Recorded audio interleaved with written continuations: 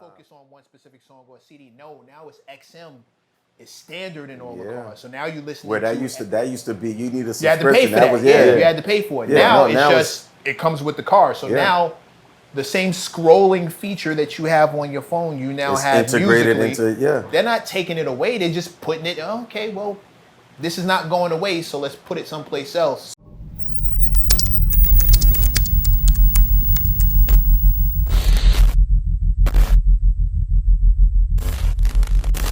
So now, how can you appeal to a child that you're trying to get them to understand the fundamental, and I understand benefits of being able to sit down, focus, and read a book from cover to cover, when they're like, but bro, like I could read the same book on my tablet though. What's the difference? You come from a time of understanding the value of a book. That's not even a thing to them. Well, you're trying to reason with the person who doesn't have the context. That's the point I'm trying to make. Well, I understand what you're saying, but I seen Mav do that with his girls. Okay. With comic books, physical comic books, because he offered an incentive. Yeah, it's not to say that it's not possible. It's impossible. Yeah, it's not to say that it's not possible. It's just to say understand what you're up against. You know, trying to appeal to their ability to understand that you're doing something that, you know, for the greater good, and they are automatically going to be like, okay, Dad, I understand you're trying to instill in me some kind of structure and discipline. Like, they don't get it. Like, dude, this is boring. You're punishing me. Why? What did I do? No, I understand that. I understand that. But I think I think that's where the line of parent and child has to remain separate. Yeah. Everybody trying to buddy up with their kids. It's like, not to say you can't love your kids or be cool with them, but there has to be that, you know, very hard line in the sand that this is the hierarchy. Right. You know what I'm saying?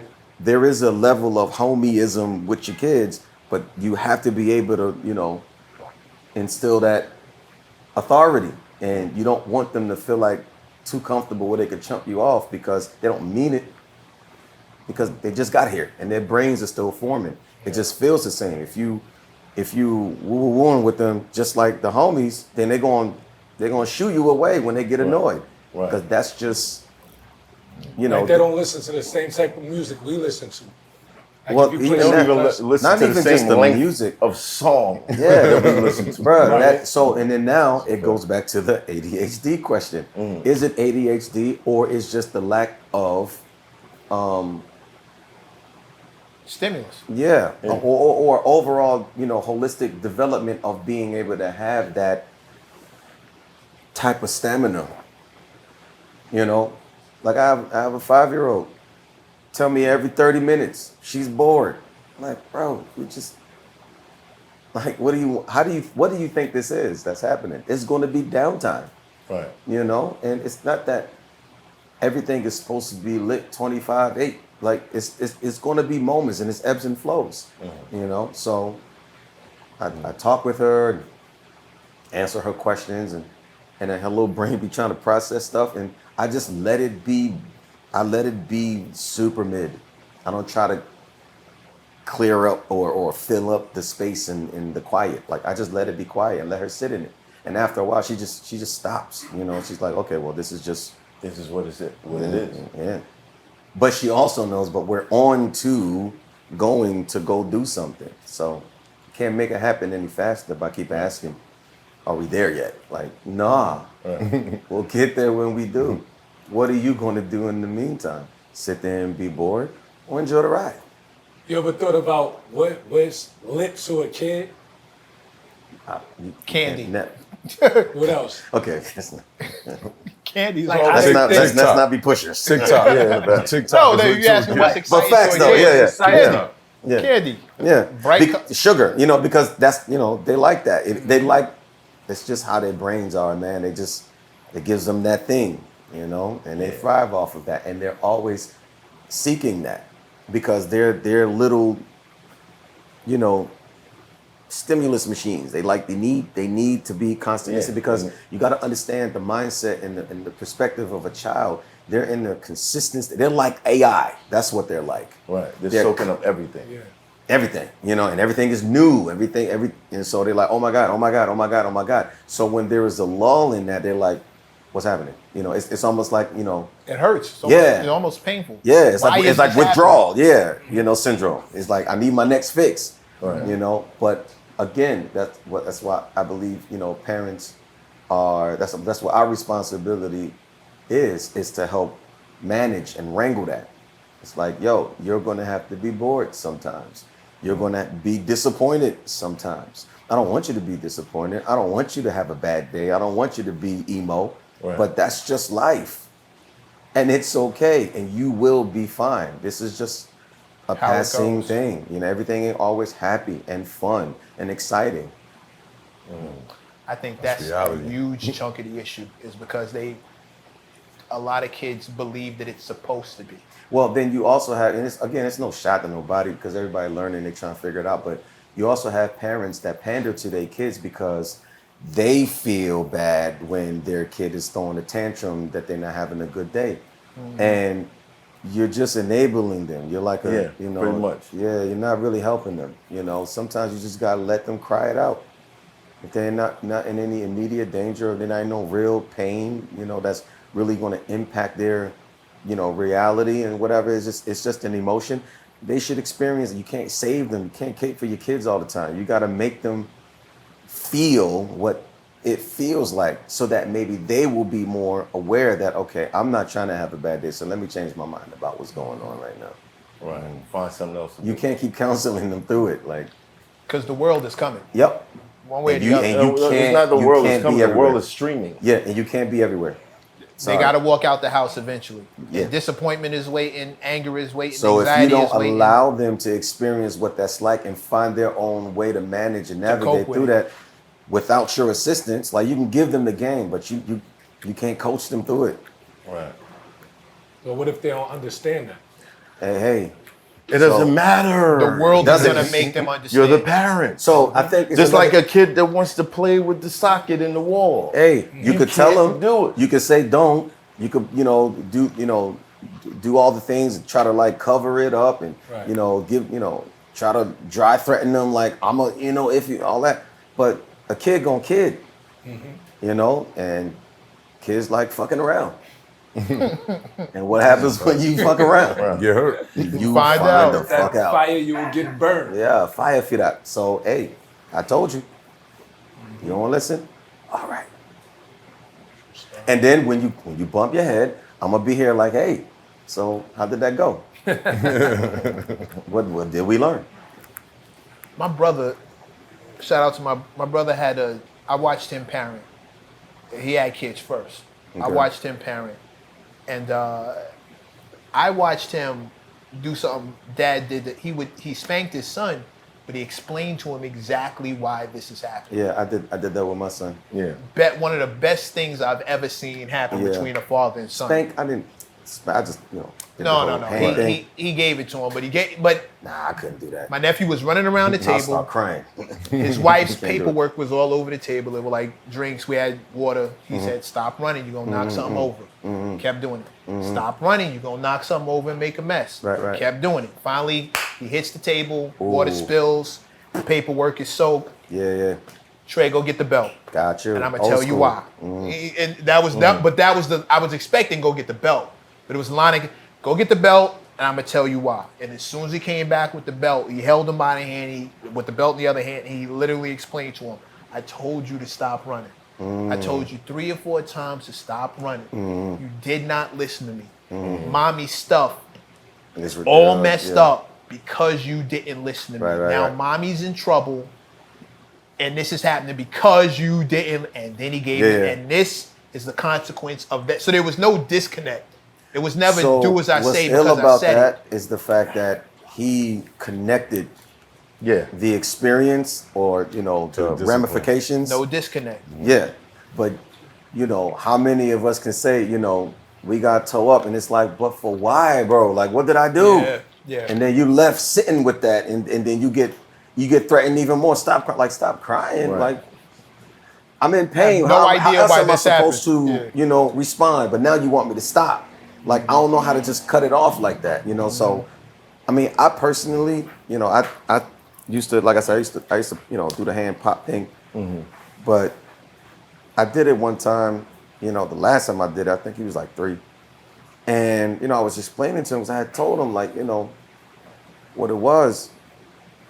And you could see, like, it didn't really connect. So it's like, I really couldn't be mad at him because, first of all, he's 3. Right. And second of all, I don't care how many times, you could tell him 1,000,000 times, that short-term memory thing is real, you know? And plus, you know, my kid is, you know, has been diagnosed on the spectrum, you know? So, and I'm using, you know, instinctively, I'm using what I understand as a parent. You have to instill discipline and structure and blah, blah, blah. And I thought that, well, I have to, like, I can't just keep giving them a pass, blah, blah, blah. So Right. I tried to do the whole hand pop thing. You know, his face is, you know, scrunching up. And I'm like, what am I doing, man? Conscious kicked in. Yeah. And I was like, do you understand? He was like, yes. I'm like, oh, okay. Not really. Yeah. And I'm like, you know, I just, you know, I'm blah, blah, blah. I was trying to get him to understand. And I could see he's like, why you hit me though? And I'm like, you know what? I'm not doing this ever again. You know, and how I took it was, I have to broaden my tolerance. You know, I have to be more willing to understand and not react and know that, yes, that was a directive that I gave him, but him not following that directive or him, you know, whatever, like, how bad is it where I have to, you know, check him in that way? You know, I could just use my words. And the more I did that, you know, eventually it started to set in, whereas though now it's more of an energy thing. I don't really have to say much now. You know, I could just give him a look and be like, bro, and he'll be like, you could just see his face like, I'm tripping, my bad. You know, and he'll figure it out. How old is he now? He's 14. He'll be 15 in March. That's different. Yeah, but That's different. I don't necessarily agree with the belt, because it kind of teaches kids to solve their issues with violence when somebody's not listening to them. I can see what you mean by that. That I think, I hear you, and I'm not a parent. Let me preface that with, I'm not a parent. I think if that's what they got from it, then you didn't. You know, it didn't No, when my but brother did it, they'll get that. When They'll my get brother that. did it, You're not wrong. right? Because that is a thing. Yeah. Because you see it play out a lot. You know, Right. you'll see they'll be, you know, with their little peer group or whatever, and they'll say, and I said, you know, it's like, you know, so I get that. However, to your point, yeah, if you do make the connection, what the takeaway is intended to be is like, there are real consequences, you know, to your actions and inaction, to your decisions and your, you know, lack of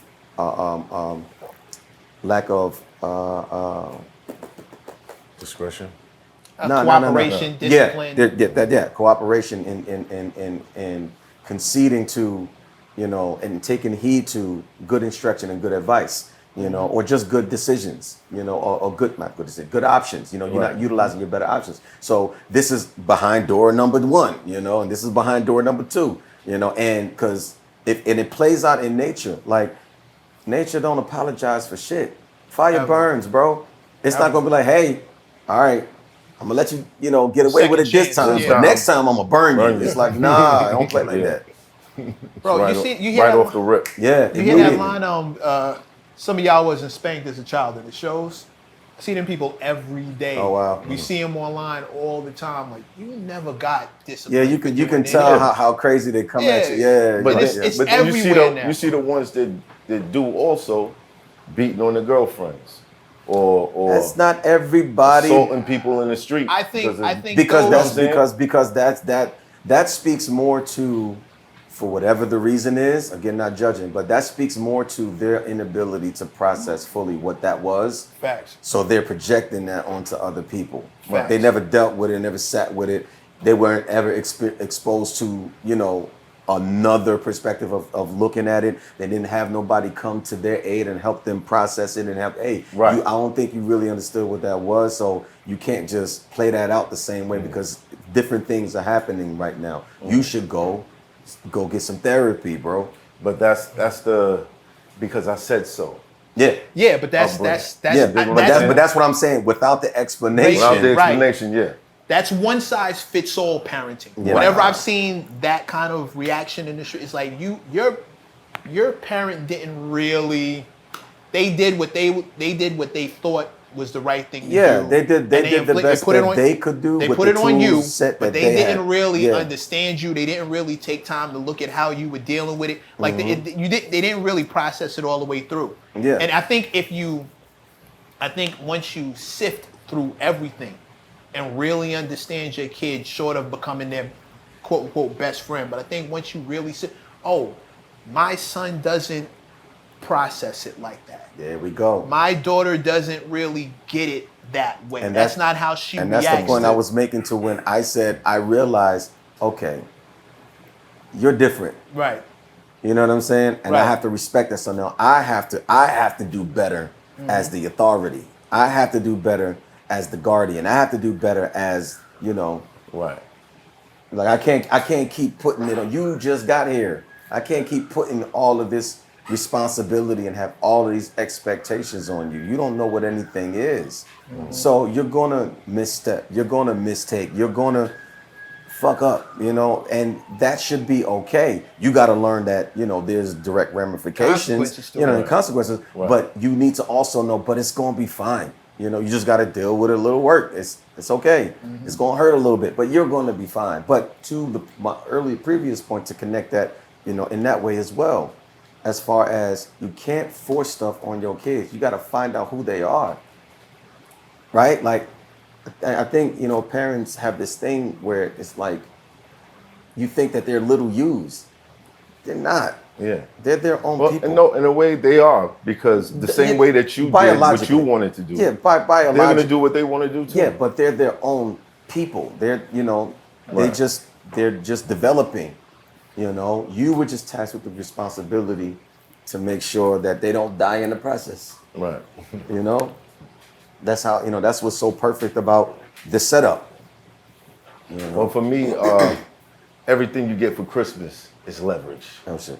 I don't gotta use the belt. I can just take something. Oh away. yeah. Now you don't have this. Yeah. You want it back? Yeah. No, You gotta use this next yeah, time. you do. You know what I mean? You do. No, that's actually very effective. Yeah. Play the takeaway game. Yeah, I got no problem buying my kids gifts No. Oh, yeah. and then taking them away. Yeah, and then and then when they disappoint, it's like, oh, it's all good. Yeah, Yeah, I'm just gonna tax you, bro. that's it. Simple as that. My pops used to make me feel like a dumbass. That's how he gave me I got the face. Yeah. But see, the face comes from it's a little dirty. You know what I'm saying? Because you have to. The face has to be connected to an experience. It was. So it's good when you do it early, because it's easier for them to get over it because it happens so early. You know what I'm saying? They'll forget what happened per se, but they'll remember What you're capable of. Yeah, they'll remember, like, I didn't like when he was disappointed. I didn't like it, because again, I don't want this to sound like, I'm encouraging and condoning that you get, handsy with your kids. I'm just saying, like, it otherwise they're not going to respect it. It's like, fam, what you going to do? but you don't want it to be the that. The world is gonna get handsy with them. We see Right. it online every day. So it's best that it Something's happens gonna at the happen. crib first, so that they have Right. some reference of it, Right. in a controlled environment. Learn how to Right. deal with it. So that they can respect it when they go out into the, like, yo, I had tough times with my parents, and he got disappointed, and I didn't feel too good about whatever that was. But these niggas is crazy. Because you have a reference. You've been exposed, as opposed to you spoiling, your kids, and you're sheltering them and coddling them from ever having a bad day, that when they eventually do, They can't handle it. They have can't no idea. handle it. Yeah. No idea what to do. They too sensitive. A person can't even say, your shirt is whack. Don't go in the fucking bathroom. Oh my God, I didn't like my shirt. What are you Fragile. doing? What are you Fragile. doing? Like, Crazy. you ain't never, got it. So no, you don't want, you do want your kids to feel good about themselves, and you want to instill in them good values, and you want to boost their self-esteem. However, But sometimes you got to knock them down, man, so that they can learn how to deal with How that. to deal with that? you Word. see all these But Karen videos. what's amazing is y'all as parents are unlearning what happened back in the days to you guys. Right, yeah. Right. So we was talking about unlearning all of the shit that's causing ADHD, but you guys are setting a new narrative in how to discipline, how to teach, 'Cause things we like learning. that. I didn't get that growing up. We dn't get that growing Well, up. the era is different. The era is Exactly. different. The time is different. We also didn't have computers in every house. Yeah, we Right. didn't have this social media network that's exposed deal enough with. to different perspectives of how to live life, Right. you know, across the world. Mm-hmm. Not just from the next hood over. Like, no, across in different countries. Like, wow, that's how y'all get down?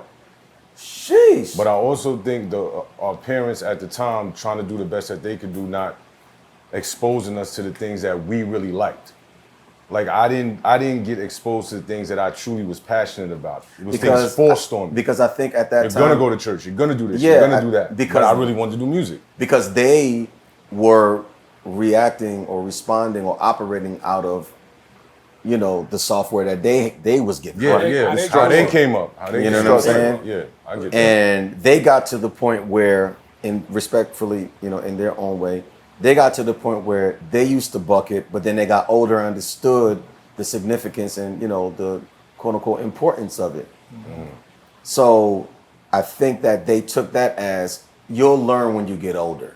You'll appreciate it when you get older. Which you probably do. There's Yeah. probably like a bunch Yeah. of disciplines that you Yeah. have, that getting up on time to go to church, All of doing that it is from this fine. time to this time, Yeah, focus, et cetera, et cetera. but the long term effects of emotional trauma, Then there's that. you know, and psychological distress, it will never cover, you know, you waking up and having the aha moment of understanding, okay, that's why it was important. Yeah, but fam, yeah, like you could have served it up better though. Because I got like this doggy bag of bullshit that I didn't need. Now I can't even appreciate the game because I gotta unpack all of this now. But okay, not even to play devil. I hate that expression. On I the call other, it an aggressive angel. on the other side of that, Yeah. there's also the fact that you need to keep in mind your parents were doing the best they could. Right, dude. Probably trust had never- me. they probably had I never had been to go parents through a before. whole healing journey. Dolo. I mean, I didn't have the benefit of conversing and interacting with them about it, you know, because that's a whole nother Because dynamic. you were out the house at a very young age. Yeah, youngish, 17, you know. I just dipped. I was like, bro, like I can't, whatever. I don't know who I am, but whatever I think I am, I can't be that in this environment because y'all blocking all the exits and y'all not even listening because y'all know better. You know, y'all are the voice of God. And Right. yeah, I don't rock with that. You know, Right. and if I say anything, you know, that's when the hands come out, and it's like, okay, I'm not about to do this with y'all. I'm out. So I had to go through, you know, a very intense, significant healing journey to get past the, you know, the pain, the resentment, the anger, you know, and just come, you know, and help. It helps to be a parent because you use that, you kind of cross-reference with that, and it's like, for me, I had to think like, what type of person would I have to be to expose my kid to what I experienced with my parents? And I was like, nah, you're gonna have to lock me up, bro. I'm not doing that. Right. Like I lost. Right. As a parent, I lost. If I do anything on this list, right? That's a L. But at the same time, I was like, I can't keep holding, you know, this weight. beef Yeah. for these people because I have to respect the tool set that they were operating with, which is very limited. You know what I'm saying? And I started to appreciate all the indirect game that I got. You know, what not to do, how not to be, what doesn't work, you know, what not to say, Right. how not to think, you know, because thinking this way and feeling these ways and doing these things, they're not productive. They're extremely problematic. and you're just doing it to absolve yourself of being looked at as you're not doing your job as a parent. So you could say, I made sure that da. Yeah, but at what cost? You ain't even listen to me. I didn't even have a say. My perspective was irrelevant, according to you, because I don't know no better. I got told so many times, who the fuck you think you are? I'm the parent. Oh, okay. Yeah, that's on the top 10 worst things to tell your kids. Yeah, man. Like, so my thoughts don't matter. My perspective don't matter. I don't know what I'm talking about. Okay, well then how am I supposed to have any level of confidence moving in the world from consistently being told at the crib that the shit you on is not real? Like, I'm being gaslit on a whole nother level. Right. But your defiance. Yeah. You see, it's 50-50 on that. Because you can either accept the doctrine or reject it and become who you are. Right, and that's what I chose to do. Because I conceded to it, and yeah, it kept me in line. You know, it kept me fed, clothed, and sheltered. You could do that with a fucking pet. How am I being poured into? How is my quality of life being enriched? How am I identifying with myself? I don't know if every parent sees that as their job. I know. Like, And I had to learn, okay, they really did the best that they could do. do you have Yeah. any other siblings who are into music Oh, yeah. the way you are? That when it's a music, no, I have other siblings though. Are they into anything creative, art-wise, etc.? Yeah. See, I think that, are you the oldest? Yeah, of 9. Then, and I rest, that kind of got me to the answer.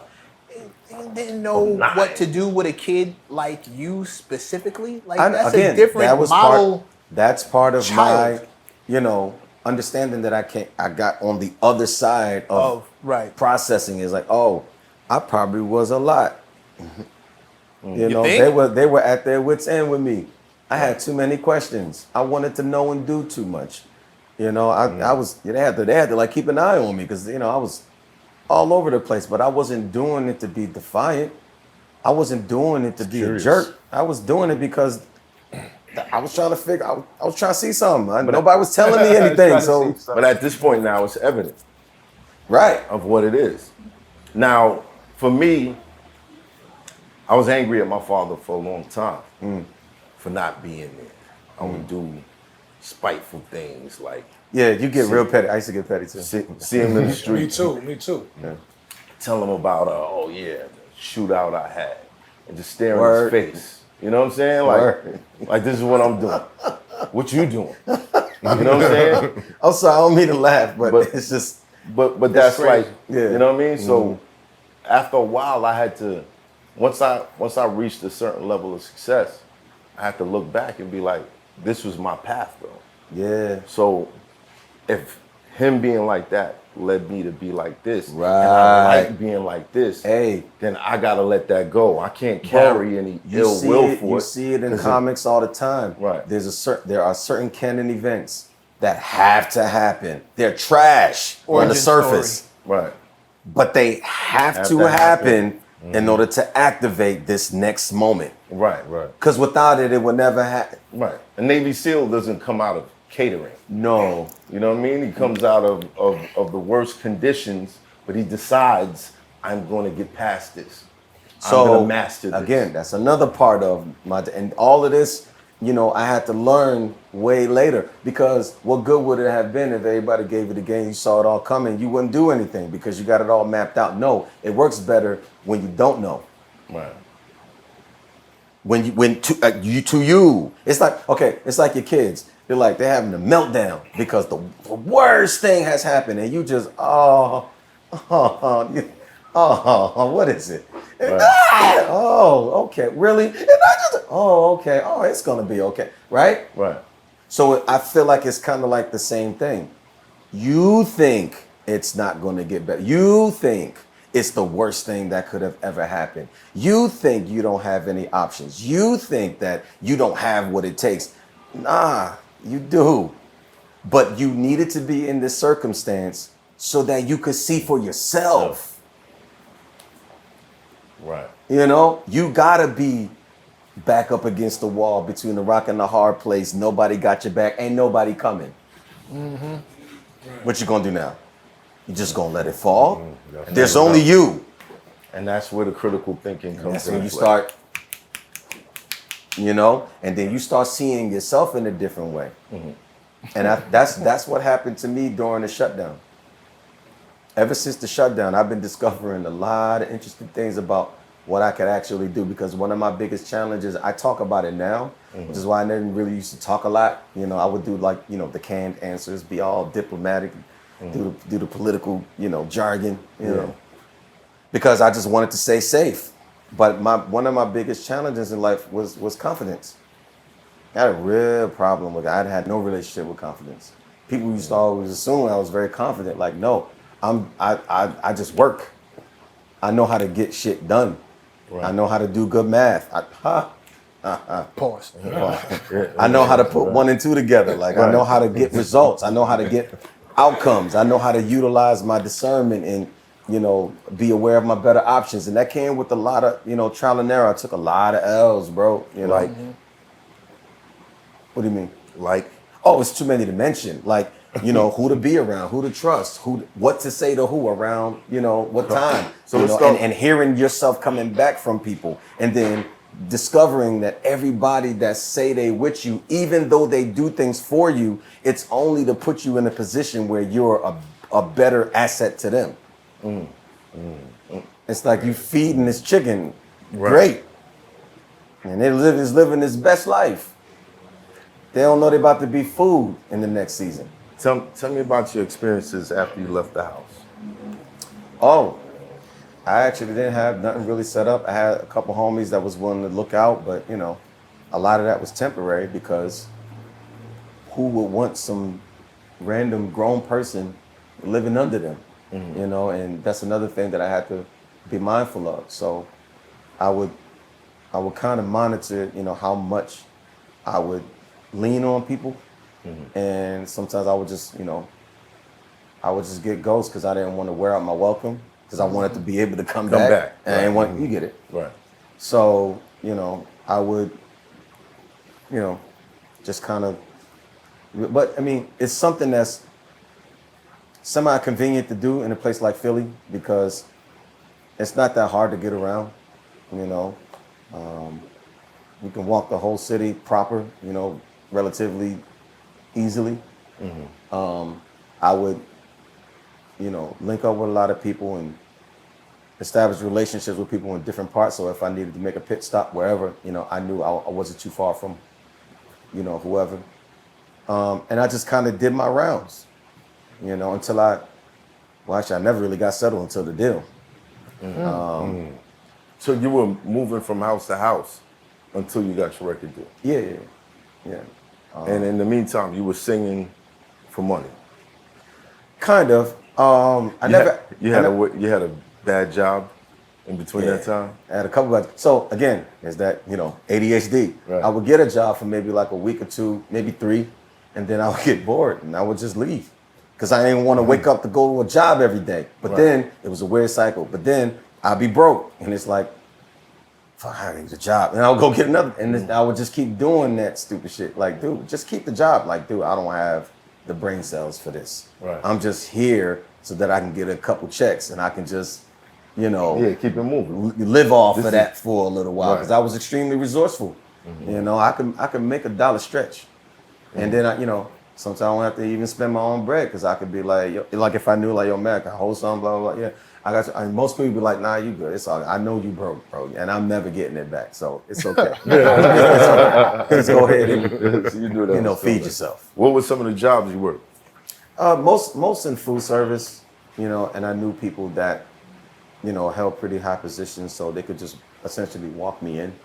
You know, I was basically hired. You know, I didn't really have to fill out no applications. Like, oh, we got an opening. You trying to work? Like, yeah, oh, cool. All right. Just be here. Blah blah blah. We gonna get you, you know, part-time hours until we can actually, you know, put you in full-time. But we gonna get you going. Right. The first job that I got actually wasn't, you know, on the homie deal. It was a legit job. It was a Boston Market. down South Street, and they had just opened. So they was like, you know, when you do grand opening, you taking anybody because you're just trying to get people to work. Right. So it was like maybe 2 weeks before my 17th birthday. Excuse me. They low-key really shouldn't have hired me, but it was like, they looked at my application, you about to be 17, about 2 weeks. It's cool. Just you know, stay under the radar because we don't want people coming, you know, asking too many questions. They put me in the back. You know, and I worked that for, they literally created a job for me because there was no real positions. So they had me do, they said, we won't have you be a runner. I'm like, the fuck is a runner? So basically it was, you know, because I think the person that heats up the food in the back, they're the ones that come out and put it, you know, on the display. Right. But they had me do that. So I would just be waiting around until they would finish and I just put it in the display. You know, whenever something run out, you know, take the pan out, scrape the rest in the whatever, the new joint, put it in there, you know, and I'll just be there. And I just made sure everything stays stocked up, basically. And it was weird. I actually took pride in that, you know, because I'm one of those organized kind of people. So I like jobs like that. Like, I'm productive, I'm useful, you know, that I had, you know, that weird self-esteem shit. Like I felt like people needed me, you know, and I got paid. So it was like, it was a lot happening in that moment. Right. You know, I was told that I had to give, you know, 2/3 of my check because I was being, you know, taught, you know, responsibility. You know, like, oh. You gonna take all my bread though? Oh, who was the sleazeball that arranged that situation? We're gonna keep it positive. Oh, That's not man. the point. All I learned from that is that when you up, people ain't shit, man. That's all I learned. Mm-hmm. That's all I learned. He wasn't teaching me anything that I didn't already know or understand. You know what I'm saying? So Did that prepare you for like the music industry? nothing can prepare you for the music industry. Nothing. You know exactly what I'm talking about. It's real ominous. Nothing, no amount of game, training, lookout, network, nothing can prepare you for the music industry, bro. Nothing.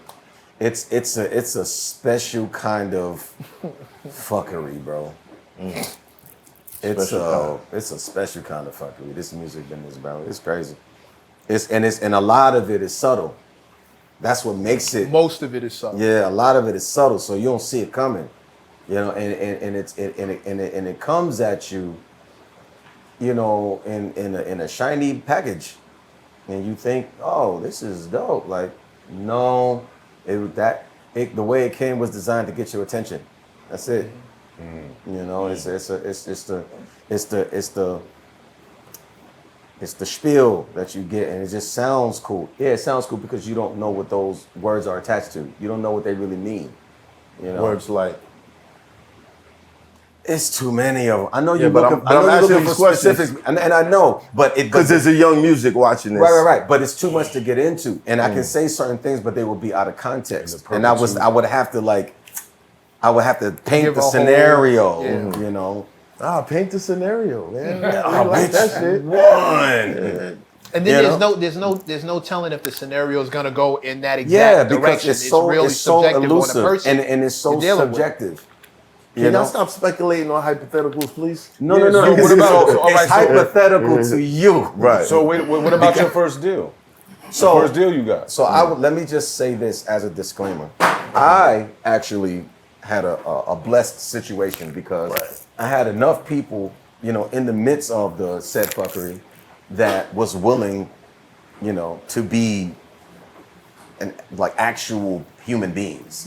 Right. You know, and I benefit from that to this day.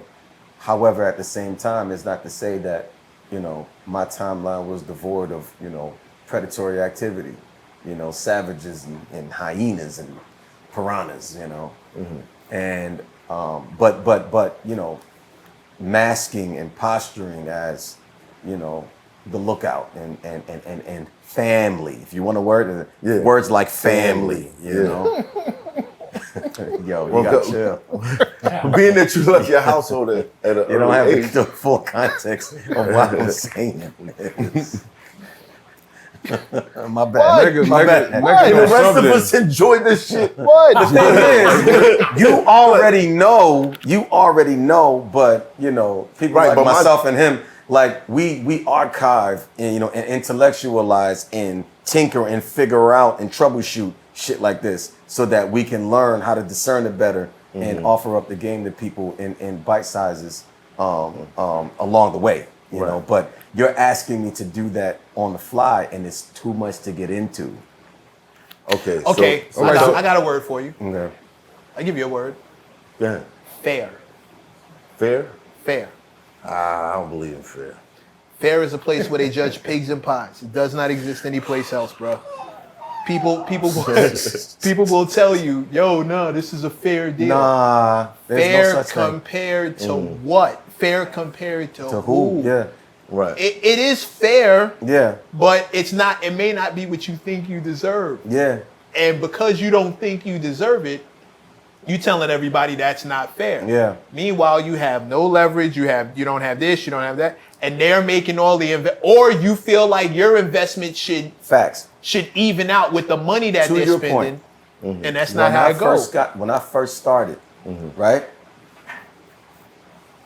I got a good check, you know, especially considering, you know, my pillow was concrete. So I didn't really have room to complain. Right. I was very grateful. Right. You know, I was able to get myself an apartment for the very first time, have my own little space.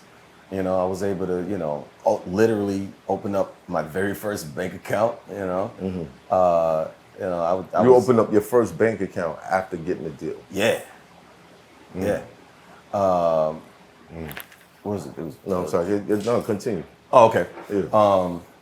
What is it? PNC Bank. Are they still around? PNC, yeah. I think they still probably, yeah. that's Right. it. And I had actually my homie, you know, kind of walked me through the process. Sidebar. The homie that let me stay at his crib because I had nowhere to stay because the other homie that I was staying with, his mom's got him an apartment in the same building that she was in, but she couldn't keep up the payments. It was like, you know, you're gonna have to live with me, you know, because I gotta like downsize. You gotta tell all your little friends to figure it out, you know? And Right. I was like, well, shit, like I got nowhere to go. This was my where to go, you know? Right. So I went to an open mic, you know, situation, and, you know, some dudes was there, and I just hopped on stage, and after the show, and the let out, he was like, yo, you're dope. Like, what you up to now? And I was like, I don't know, when trying they to do figure out this- where to go. And it was like, what do you mean? I'm like, literally, like, I would place I'm staying. I can't stay there no more. Maybe got like a week left. And they was like, could some stay with us? Like, and you are? Can you not overshadow the talent side where you just I hopped on stage and then when I got off, bruh, it's my like bad. what did you I do? just- What'd you sing? I What'd don't you- even remember. I probably freestyled. I was really good at freestyling stuff. Whoever the band was on stage, whatever they were playing, I would just get up and noodle around until I hit something, you know? You was freestyling, rapping, or singing? No. Singing. Yeah. Freestyling as I hadn't written shit. Like I would just get up there and just Sing somebody else's. and not even doing covers. Like literally like Freestyle. yeah. So would you like find people in the audience and sing things? I wouldn't do no crowd work. Nah, I No? was too self-conscious for that. Like I wasn't that confident. Like what do you Right. think I am? Like nah. But I would, you know, just see what I could come up with, you know. And so I would just do a bunch of runs and, you know, do the little jazzy scat thing, you know, and just play around with the music basically. And words would come, you know, and I would just start saying words, and I would just kind of workshop it on stage, you know. And sometimes it was dope, sometimes it wasn't, you know. But Hit you or know, miss. just figure it out. Right. Yeah, and there was these two dudes, one dude named Aaron and one dude named Charlie. Shouts out to Aaron and Charlie. And they let me stay at their crib, and you know, apparently it was a bunch of college kids. It was like 5, 6, 7 roommates, but it was like a 3-4 story building, you know. So it was like, just find somewhere, and I was like, okay, sure, you know. So I just stayed What was there. the deal though? Like That's it. There was no deal. so like if chicks came through, you ain't have to sing to them. No matter, like Nah. not at all. I mean, they I see think the that talent. might have happened, maybe. Yeah. but There it is. I mean, nothing that really sticks out, but I mean, that would happen a lot. You know, yo, here's my boy. He could really sing. Yo, you should sing something. Word? Nah, I don't want. Nah, come on. Oh, okay. What do you want me to? Whatever. You should give me a song. I could do. It's that whole, and I would just do something. Oh my God, it's like, thanks, bro. Like, okay, yeah, sure. You know, Would you so get that like draws off of this? I would never get draws. Nah. I mean, I didn't think. I never did it for that. Like, I used to think that was wrong. I Why? was singing for draws. I don't know. I don't know where I got that from. Why did you get the? I don't know where I got that from, bro. But Kind of like abusing your gift. Taking yeah, advantage of it. yeah. I Using felt like it it was for an evil? unfair advantage, and so you got to understand how my insecurities was set up back then. I lived a majority of my life very unloved. You know. Now people say, "How can you say that?" Like, you know, you ate every day. Like, again, you can do that with a pet. Make sure they're fed. Make sure they're clothed. Make sure you know they're. Well, I don't know about clothes. Well, some people They're are weird sheltered. like that. Right. You know, make sure they're provisioned for. Right. That speaks nothing to my development as a person.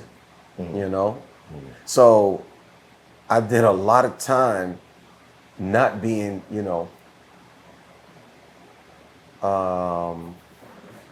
sort of seen about in that way.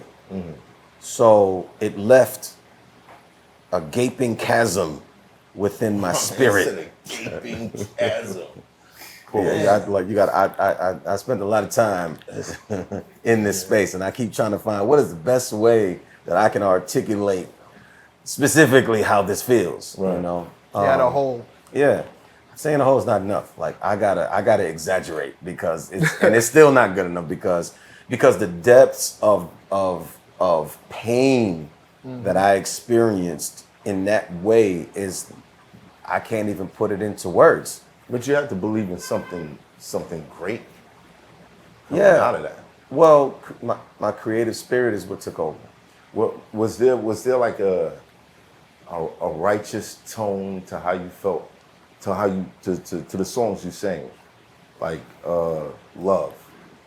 So many people use your name. Well, today. that- like so- you had an idea of how you were supposed to be loved, and Not, people so weren't doing that. so we did a very ADHD thing, and we just just- So I want to last save point that I want to, because I'm you got to auto save sometimes. That's a game term. Never mind. So back when I lived with the homies that let me stay, that's when I think it was the first time I was able to start to piece together who I was to myself, because I had a consistent place to come to, so I wasn't consistently stressed out about where I'm gonna stay. And so I had time to really like think about me, Right.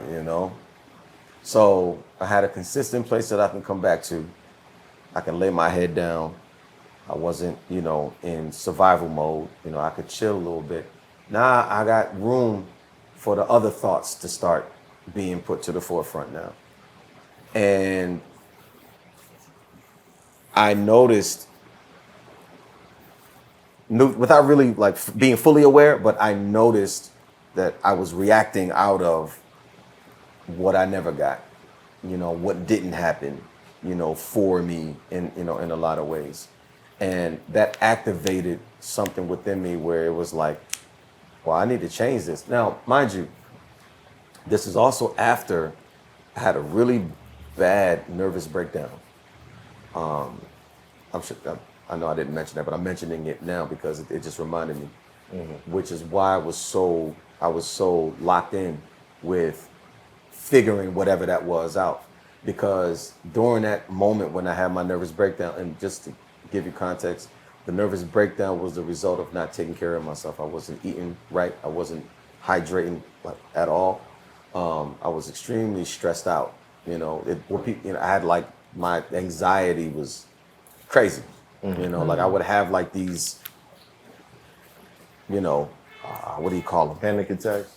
Yeah, these low grade, butterfly waves that I didn't understand what it was, and I kind of like, brush it off. This is all around the time I'm recording the first album. You know, Were you I in would a go to the state of super. depression? It was a little bit of both, but you gotta say I wasn't aware of it. It was just happening. But you still knew that you were having anxiety. Yeah, you know, and I didn't understand what it was. I just was like, that's weird. But you've been doing survival for so long. Yeah, You exactly. just learn to cope with somebody Exactly. getting a So ticket. Stop him from getting this. He went up. That's his call. That's He's his looking at call. His call. That's why he's saying it's KK call. Yep. They still give out tickets around here. yeah. So So no I'm breakdown. not understanding, and this you gotta understand. This is before, you know, the era of wokeism. Like I didn't know all this. I didn't have a vocabulary to like identify what I was experiencing in those moments. I just knew that it was happening, but I didn't know what to do about it. That's back when I would drink and I would smoke and all of that, and I was just hella stressed, Right. you know. But Was there anyone around you No. that could help you? no. And I've never been exposed. So like I come from, you know, a timeline in the family of, you know, unfortunately, you know, substance abusers.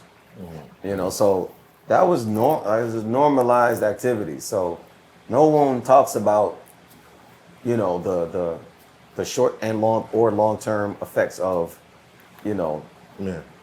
substance use, you know. Like nobody, it's like this is what you do. You figure it out, you know. Right. Pick your poison, Right. you know. And I was like, all right, well, I guess, you know, this is my, you know, sort of, you know, time to get into that, you know, figure out what's my preferences and stuff. And it never occurred to me, like, bro, you ain't gotta do none of that, you know, until I crashed. And I'm in a hospital, you know, IV'd up, and I'm like, how did I get here, man? This was like, I think like a couple months before my 21st birthday. And I was like, because in my mind, I'm about to die. I don't know, because I've never experienced anything like that before. Right.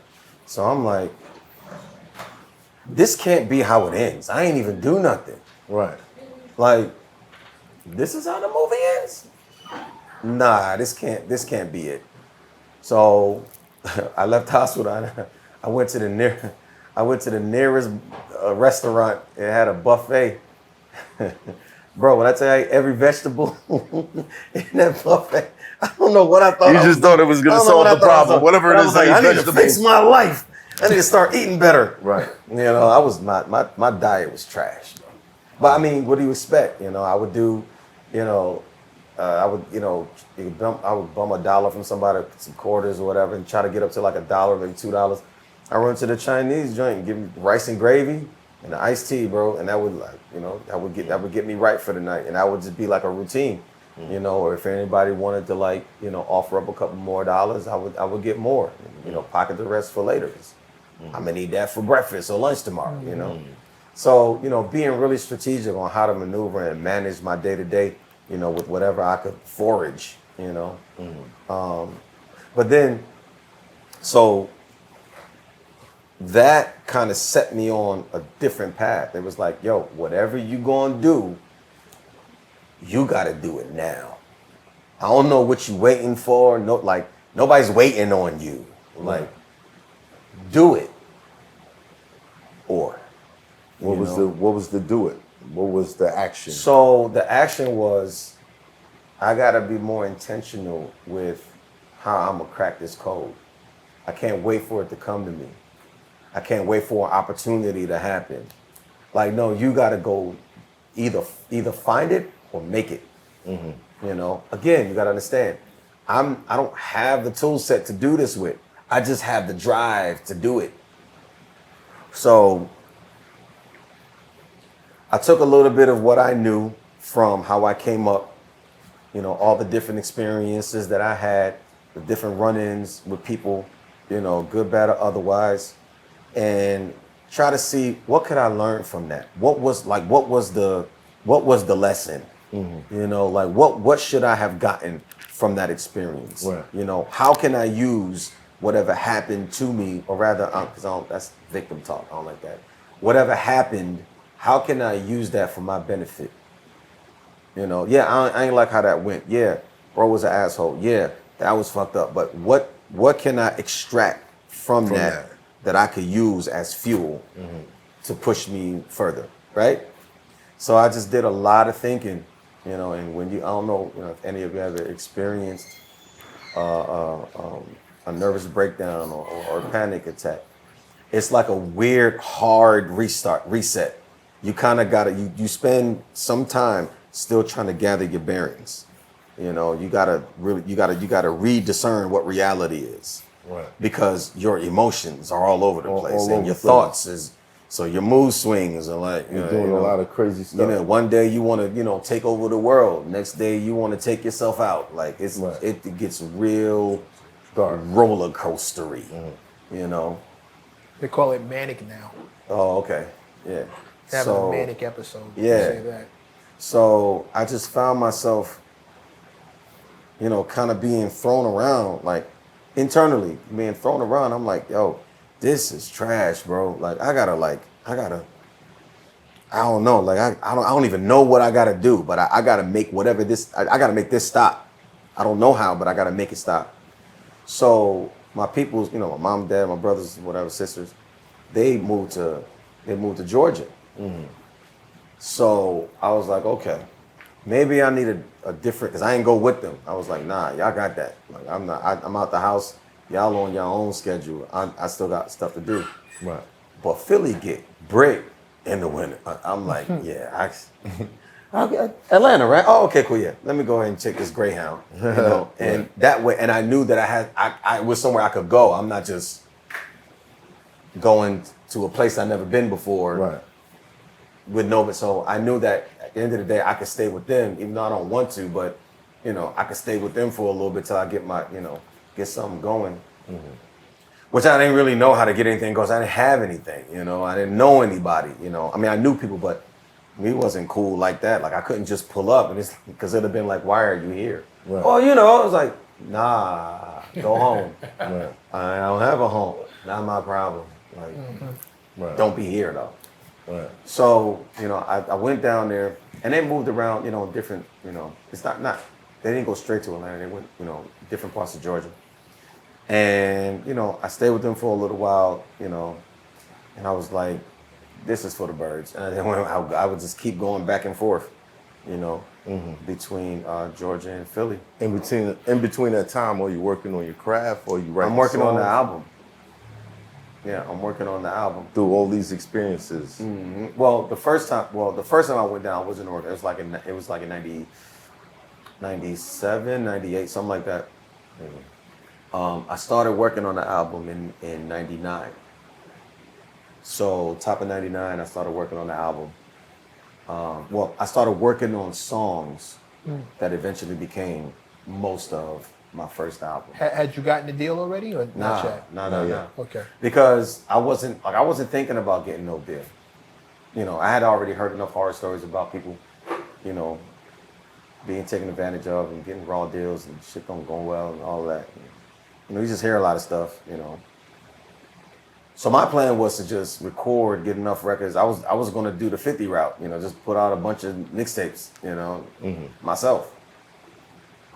Just get enough songs, burn it on CDs, just, Throw it out there. yeah. And then when I came up, with some more bread, do more studio time, do more songs, and put out another one. Like that, that was what my plan was. That's Did you see yourself making it making it with your music? yeah, music but like for- making it how? Like I see To myself that- making it to as that a, next level. This level of success that you're at now. no, that wasn't. Nah, I didn't even think that it was possible, because I'm like, who would sign me? Right, and I didn't come from a place of encouragement. I didn't have an environment of support. So it was more so I was doing stuff for myself. I wanted to prove to myself that I could do this. I would stop people in traffic, I'm talking about rush hour, 5:00 p.m. Everybody trying to go home. Right. I would stop you, be like, yo, can I sing for you? Yeah. And this is where the singing in the street thing came from. Yeah, so you asked, I wasn't doing it for money. I was doing it for proof. Because I didn't have no confidence. That you were good? So you would build up the confidence. I needed proof. Right. These people I don't know, and I interrupted their day on probably the most inopportune and less than ideal moment of their day to stop them and ask them for their honest opinion. And I would get more, whoever would give me, their point of view or review or whatever, Right. it would be good. Only other thing I would get is, man, get the fuck out of my face. Oh, my bad. Go ahead. Did you document it? Any of that? Bro, He didn't have nothing. You didn't have nothing to document. No cameras. No tell cameras? me, tell me you were young boy without telling me you were young. I'm 42. Dude, how was I going to document that? Why not? In his early 20s with no 20s, money Not and why. no house. He Not broke. why. How? How was I going to document that? I didn't have no bread to. At the time, I would have had to get a camcorder. Put it up somewhere. I would have had to Been a lot. Have somebody premeditatedly get me a tripod. I'm not that. I just wasn't that type of savvy. person. Yeah. I but wouldn't do stuff for that reason. Like But this is I wasn't that validation. forward. You're getting It was validation just for- it was him. personal It's for validation me. for yourself. It was like personal validation, because I didn't have it, so I had to outsource it. So this is where the lack of confidence connects with what it is you're doing. Because from the outside looking in, it would appear that you have to be the most confident person in the world to stop a stranger on the street and offer to sing for them. You have to, I would think, your first thought would be, Again, that's not- you must really be confident in your ability Or- to stop a perfect stranger. Or how desperate Right. for validation. That's what I'm you saying. need This to is be. this is where the That's two right. things Because is the connect. panhandler Yeah. confident? You know You what I dig what mean? I'm saying? They trying not to starve tonight. begging somebody for money versus Listen to me sing. trying to earn money from talent. I look at it as two different things, but like I I'm wasn't saying, doing it for the money. right, which brings me back to the point. Okay. I was trying to figure out how somebody who's so talented. You don't believe that you're that talented. I Right. get that now, and now I see Yeah. why. Now I see the connection between doing something that it appears takes a lot of confidence to do with zero confidence. Now Right. I see how that mixes in together. Right. But the drive is trying to prove that not only to yourself, but to the environment that you came from that didn't see it. That you saw. Like I used to have to leave my In block. that way, yeah. I used to have to leave my block and sell my mixtapes. Because I couldn't sell them on my block. Word. You know what I'm saying? Yeah. Wasn't nobody gonna be like That. So I would walk down the Flatbush, stop people. I had Yeah. a rhyme about drinking. Yeah. So anytime I saw somebody drinking, I'd be like, yo, I'll spit the rhyme and they'd be like, oh, it's fire. Oh, how much Yeah. your mixtape? You Yeah. know what I mean? Yeah. Word. Yeah. So I get it. That. Because I didn't feel like I had the confidence. The confidence grew Yeah. from doing that and getting the right, I a get positive it. response. I get it. But at first it was like, nah, I need to prove this. Yeah. You fast forward this 20 years, this is people putting their freestyles out online and not telling any of their friends to click. Yeah. Yeah. Yeah. Because the homies is going, you know what I'm saying? And we appreciate that. Right. But you're going to say that because you're being supportive. So I Because you're my appreciate man, that. you're going to tell me that. And you want me to Man, feel nice. good right now. Let me You know get what I'm that saying? for free. Even if you don't like it, like you still, because you don't want to hurt my feelings. You know what I'm saying? So, okay, cool. I completely. Well, everybody's not everybody's. yeah, Yeah. I'm Yeah. gonna say so. It should be, but everybody's not that, you know. I'm completely gonna say Yeah, so. which is actually more useful than not. That's But it's not. But it's not that I don't understand that. But when your main household, you don't get that from your main household. And the overarching vibe is okay, yeah, and it's not like you're gonna be a superstar or some shit like. Okay, yeah, I hear you. And life is life, so go be more productive. pay some bills with it. Do something. You got a job Right. yet? So, But you did that. but at least that's. So I'm out. I'm in the wind. I'm trying to figure shit out. You know, I've definitely been. Now I will say, even though, you know, it's my understanding that I didn't have any like consistent, you know, said like person or network of people that will, you know, always have my back, that I can lean on confidently and know that at the end of the day I can, you know. But I did along the way, you know, get, you know, Accumulate. lookouts just Right. randomly, and I'll be Right. like, thank you, you know. Right. And like I was saying, I was at the open mic joint, and you know, I'm kicking it, you know, with two guys I just met, and they're like, "Yo, word, what you up to?" Just trying to. Oh, come stay with us. What? And what's crazy is, where they live was literally on the same block. You just go down to the corner and you make a right, and their house is right there. The irony. So I didn't really have to go far. The same block as the club you were singing in. No, the same block of the house I had to leave. Oh, Right. Yeah. wow. So the house that I was in or staying at was on this corner of this block. The name is like either Osage or Pine, one of those. It was literally like the corner building. And you leave, go down the street, you make that corner, and almost done at the end of that block. The house was right there. Crazy. And I just met these dudes. And they're like, just come stay with us. I'm like, What were some of the other lookouts you had received? too many, man. Too many, you know. And what's weird is because how I was raised religiously goes in so many different directions that I cannot attribute my, you know, profile of God to anything specific. So that sort of interferes with my ability to pray. You grew up in a Muslim household, right? Ish, yeah, but then it moved. It changed. And you know, when you're a kid, you don't have a choice. You follow what the household is doing. Right. But what started to happen is they started to overlap and contradict each other. And I'm like, well, you just said. So when we was on this, we was right. But now we on this, that's right. But this says that it's not right. But it was right when we was doing it.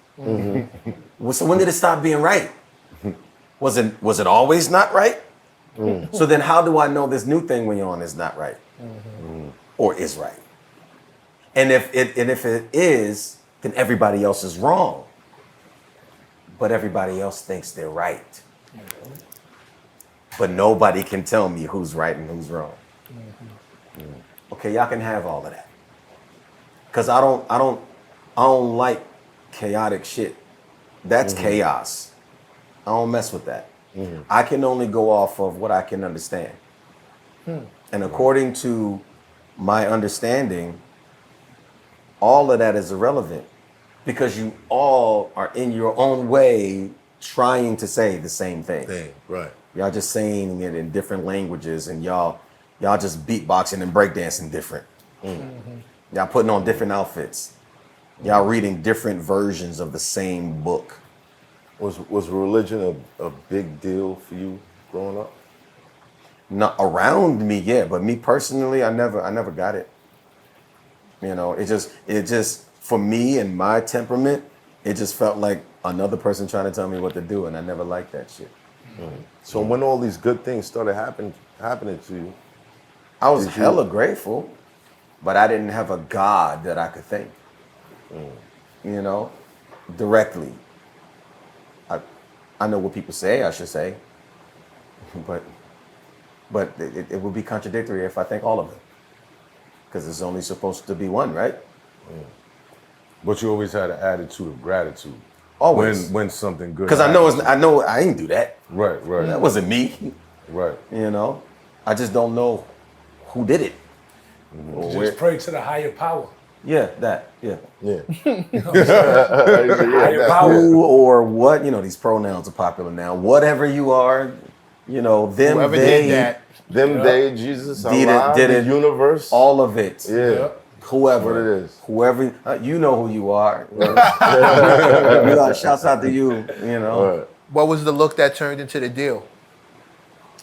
So, Or should which is we what I take a was about to break? get into, but this is a nice segue to get back to it. So I would hang out, mob around Philly. You know, I would have a job. One of the seasons when I had a job, on my days off, I used to like to go to the movies a lot. You know, because that was classic escapism. You know, make me feel like I'm in a different reality than mine, please. You know, Right. so I would go to the movies. I would literally make a day out of it. I would watch 2-3 movies that day. You know, Sneaking in. no, I had a You job, bro. You pay for it. Yeah. Why? Cause I'm honest like that. Oh, that's crazy. Because honesty is crazy. No, I'm just saying, like, No, it's too easy. It's too easy. my I guy. know, but it wasn't right. So I'm the same guy that don't sing for pennies. Like I just had this moral thing that I had to keep because I needed to believe that I was doing something good and being. Because then, if not, then fuck everything. Then I turn into whoever that guy is. Right. You know, it's not that I didn't have intrusive thoughts, and it's not like I didn't have ideas and I couldn't follow through with it. You know, I just didn't have the stomach for it. You know, and plus I made a personal pact to myself around about 14. You know, because I used to be a little finesser. You know, because I was like that. Yeah. But I just kept getting caught. It was literally around like 13, 14. I kept getting caught because I was sloppy because it wasn't that deep, to me to like, because either ante up or get out the game, bro. And I said, you know what? I don't have whatever I may need, to upgrade, my strats on how to like finagle. Is this around the age that you lost the eye? Now that happened dumb early. Yeah, that happened. I was like, according to my mom, because I don't have no memories from back then. But according to my mom, I was maybe she's had some kind of months. I wasn't 2 yet, but I was a little older than 1, if I remember correctly. And some freak accident happened. My uncle was watching me. A fork was involved. I don't know. One thing led to another. Give me the fork. No. Did you grow up feeling an insecurity from that? Yeah. For mad years, I didn't think I was cute. Chicks ain't holler. Having a lazy eye is weird. And when young people don't care. Did Biggie make you feel better?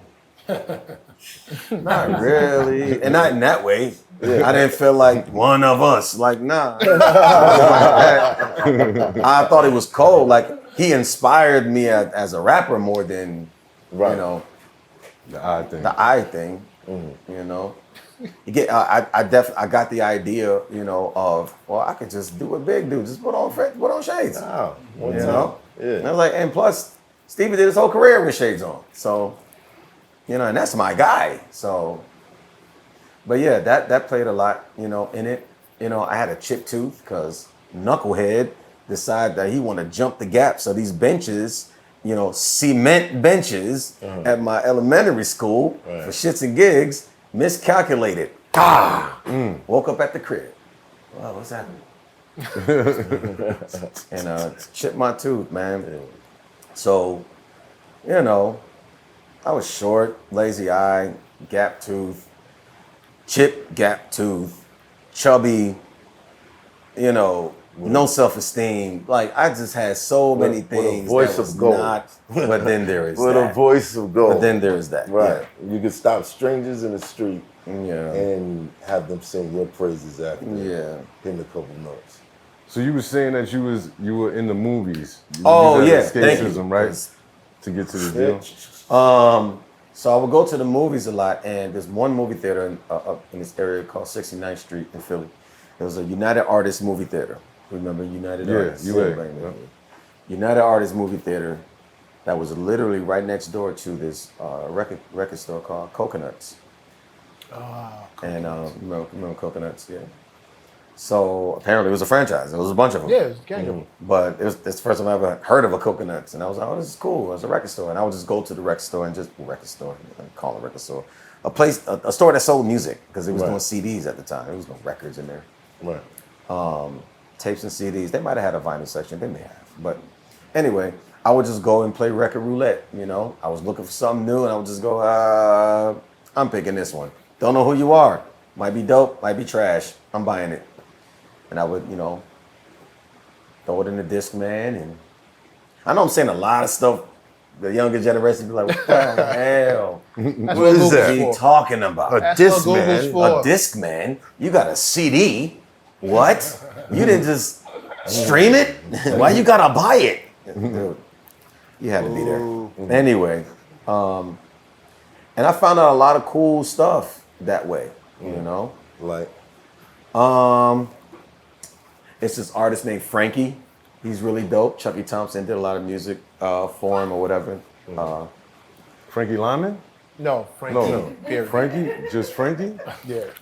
Oh, it was Frankie Lyman. it's okay, man. It's okay. Yeah, you know, I ain't that old.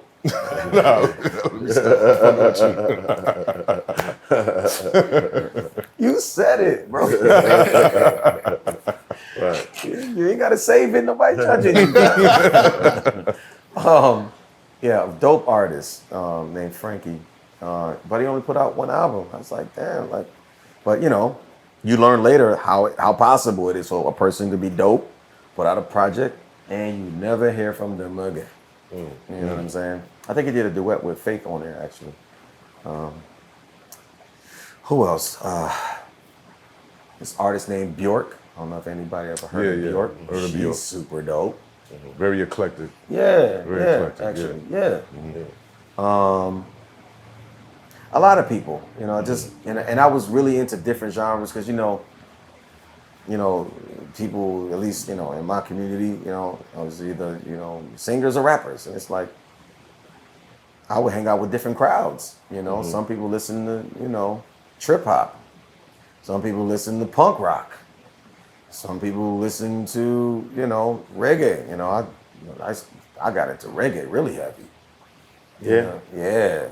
Who's he guys? Classics. Bob, Peter. Then I found Bad Brains, which was a punk rock band. Yeah. reggae. The roster's doing punk. Like, it was Crazy. dope. I was into the original Afrobeat, Fela Kuti. You know, I was heavy into Fela. A lot of jazz.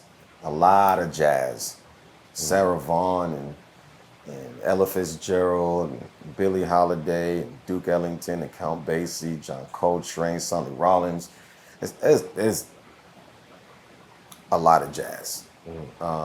I would just listen to this jazz station that they had in Philly. I would literally go to sleep to that every night.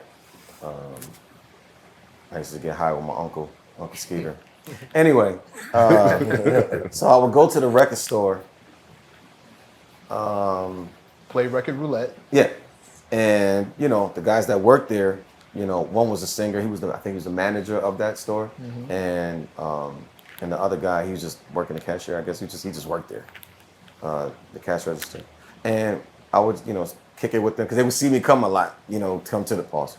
No. They would see me come to the store a lot. Nobody cut that. Cut that out. Right. All right, let's go. They would see me come through to the store a lot, and I would buy a lot of music, and they was like, hey, I see you in here a lot. You into music? I'm like, yeah, I actually sing. Oh, word? Oh, yeah. Well, he sings. Oh, okay, cool. Nice to meet you. Blah, blah, blah. And that conversation. And start talking about stuff, around that time I was doing a lot of, I guess research, studying, a lot of artists that I was really into because I was trying to find my own voice. So, I would listen to Brian McKnight and R. Kelly and 112, Boyz II Men, and then I was also working on my falsetto, because I realized, as a baritone, I can't really sing all of those Stevie Wonder notes. So I gotta figure out a way. How to freak your joint. You know, so then Cool. you know, I learned. You know, I always knew about falsetto, but it was through that process of wanting to hit those notes that I developed. Well, you know, you can actually use your falsetto because most people use falsetto to just like sing the high note and then they kind of get out of there. Right. And I was like, nah, I want to be able to sing a song in that key, but I would have to develop a falsetto in order to do that. So my brain was like, well, who better to learn from than people who naturally sing in those registers, which is predominantly female artists. So I would sit and I would like study a lot of female artists as far as how they would, you know, how they would vocally arrange their songs and the melodies and the runs that they would do, and you know, and then try to translate that to how much breath control I would need in order to accomplish that, how to pull that off, because it's a different thing. They get it effortlessly, or at least more effortless than me. Right. You know, I gotta push and I gotta like figure that out. So by the time I recorded the song Love, that was the first time I was ever actually able to do that. You know? Wow. And then I learned the hard way that, you know, it's cute to do it in the studio, but when you got to do it live, night after night, that's a whole different animal. And everybody's waiting for that part. There were days I did not have it. That's when you let the crowd do it for you. Yeah, but I'm not thinking like you got to. Okay, we're gonna get to that because I'm fast forwarding a lot. We're gonna get to that. So these guys, you know, we talking music and whatever, and they're like, yo, one day it was like, yo, so you know, we got I think what is it called, a regional manager, I guess, of all the coconuts stores in that area. He kind of like moves around and kind of like checks on those, and it was like, yo, he should be coming in at some point. Like, you should pull up when he does, so we're gonna tell him about you. And he's been looking for an artist, you know, because he got a partner and they're looking for artists. And I'm like, what does that mean? And like, no, they trying to, you know, they want to manage you, you know. Then they're looking for artists to manage. Like, are you looking for a manager? I'm like, I don't know. Am I looking for a manager? I don't know. I'm not looking for a manager, but you're making it sound like that's something that I should be looking for. Right. Like, I'm not thinking, like, I have no concept of the hierarchy of anything. I just sing, bro. So, and I've never been in a studio. I've never recorded before, so I don't have no concept of this. Is before, you know, all of that. I'm just singing, you know. And I knew at some point, like, I was gonna have to record and go to a. I got that in theory and concept. I understood that, but you know, realistically, I didn't know nobody. You know, I wasn't even really doing shows like that. You know, I would do open mic. Yeah, I was just doing open mics, and that was like my thing. Like, I would find an open mic, and I would get up, and I would just do whatever I do, and that's it. You know. Did you see any of the artists that we know now? Yeah. But it's all part of where I'm getting to. Right. So, but yeah, and you know, I would beatbox for MCs. I would just hang out with artists, you know, because those were my people, you know, and I want to just be a part of that energy. So the day came, I was there when bro pulled up, and he was like, yeah, we look for artists. They say, you know, they were talking about you a lot, blah, blah, blah. You know, I got a partner, you know, we've been looking for artists, and we might could do something. Like, give me your number and we can see what we can figure out, blah, blah, blah. One thing led to another. They called me up one day and was like, yo, I got a session that, you know, I want you to, you know, go to. I'm like, well, again, what does that mean? So they told me about the studio. It was a Jazzy Jeff studio. Down in Philly called Touch of Jazz. And that's when I met my writing partner, Carvin Higgins. He was actually recording a song for he was actually recording a song with the guy that I'm talking about, who's my manager. He had two sisters. They were twins, and they were a group called Aries. Aries with two A's. Okay, nobody cares. care. Aries care. Exactly, I know. All three of us. Go on. Chastity, Taking the story you here, care, don't man. you care? I didn't stop him from talking. I didn't tell him to stop. Throwing up gang Nah, that's signs, just that's bro. Like, come yeah, on, man. I can't salute like, oh no, y'all. Okay, Aries, so yeah. By The So- only reason why I did that is because that is so consistent in my timeline. When the Aries, they gonna let you know, bro. That's a gap, We man. in the house. We in the building. Okay. Done with your victory lap. Right. No, be proud. Be proud. I'm not gonna stop. No, I And don't this want the consistent thing you was talking No, about? No. Stay on that. Stay on that. You know. no way to go. Exactly. Be you, bro. Be you. Right. Definitely. So shout out to the group Aries with 2 A's. Really. Why not? Why not? Shout out to the twins. Yeah. Shouts out to Aries, and well, one of them was actually out of town, so the one that was there, you know, she had recorded her part, and he was like, "Yo, so I need you to get in there, you know, and do this one part, you know," and I got in there and I did it. And bro was like, "Oh, that was actually good." I'm like, "Oh, thank you." And anything else? Like, nah, that's good. Come out. You know, I was like, "Okay, cool." It's like, "Yo, you got a good voice. I think you got the perfect voice for, you know, these ideas that I got." I'm like, dude, when I tell you came across like a mad scientist, I'm like, I don't know what you're talking about, bro. Like, and I might need you to calm down because you're doing too many sudden movements. Like, I ain't even get in the control room. He's in the hallway still. He's like, "Yo, so I got like this idea, like if I needed you to like sing this one thing, like how would you do it? It goes like da da da da da da." And I was like, I guess I would probably pick a simple melody because there's so many words. And I would just go da da da da da da da da da da. He's like, yeah. Yo, no, it's gonna be dope. And I'm like, okay. All right, psycho.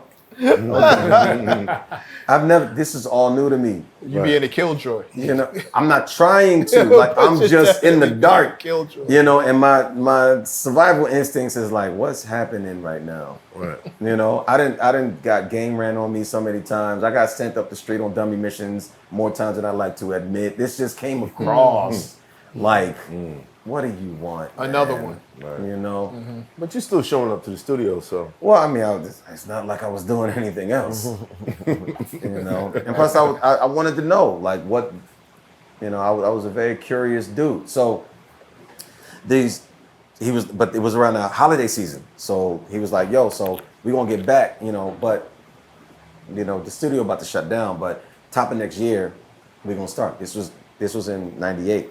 So top of '99. You know, I get called to pull up. I pulled up. We started working on records. You know, kind of trying to find our rhythm because we didn't.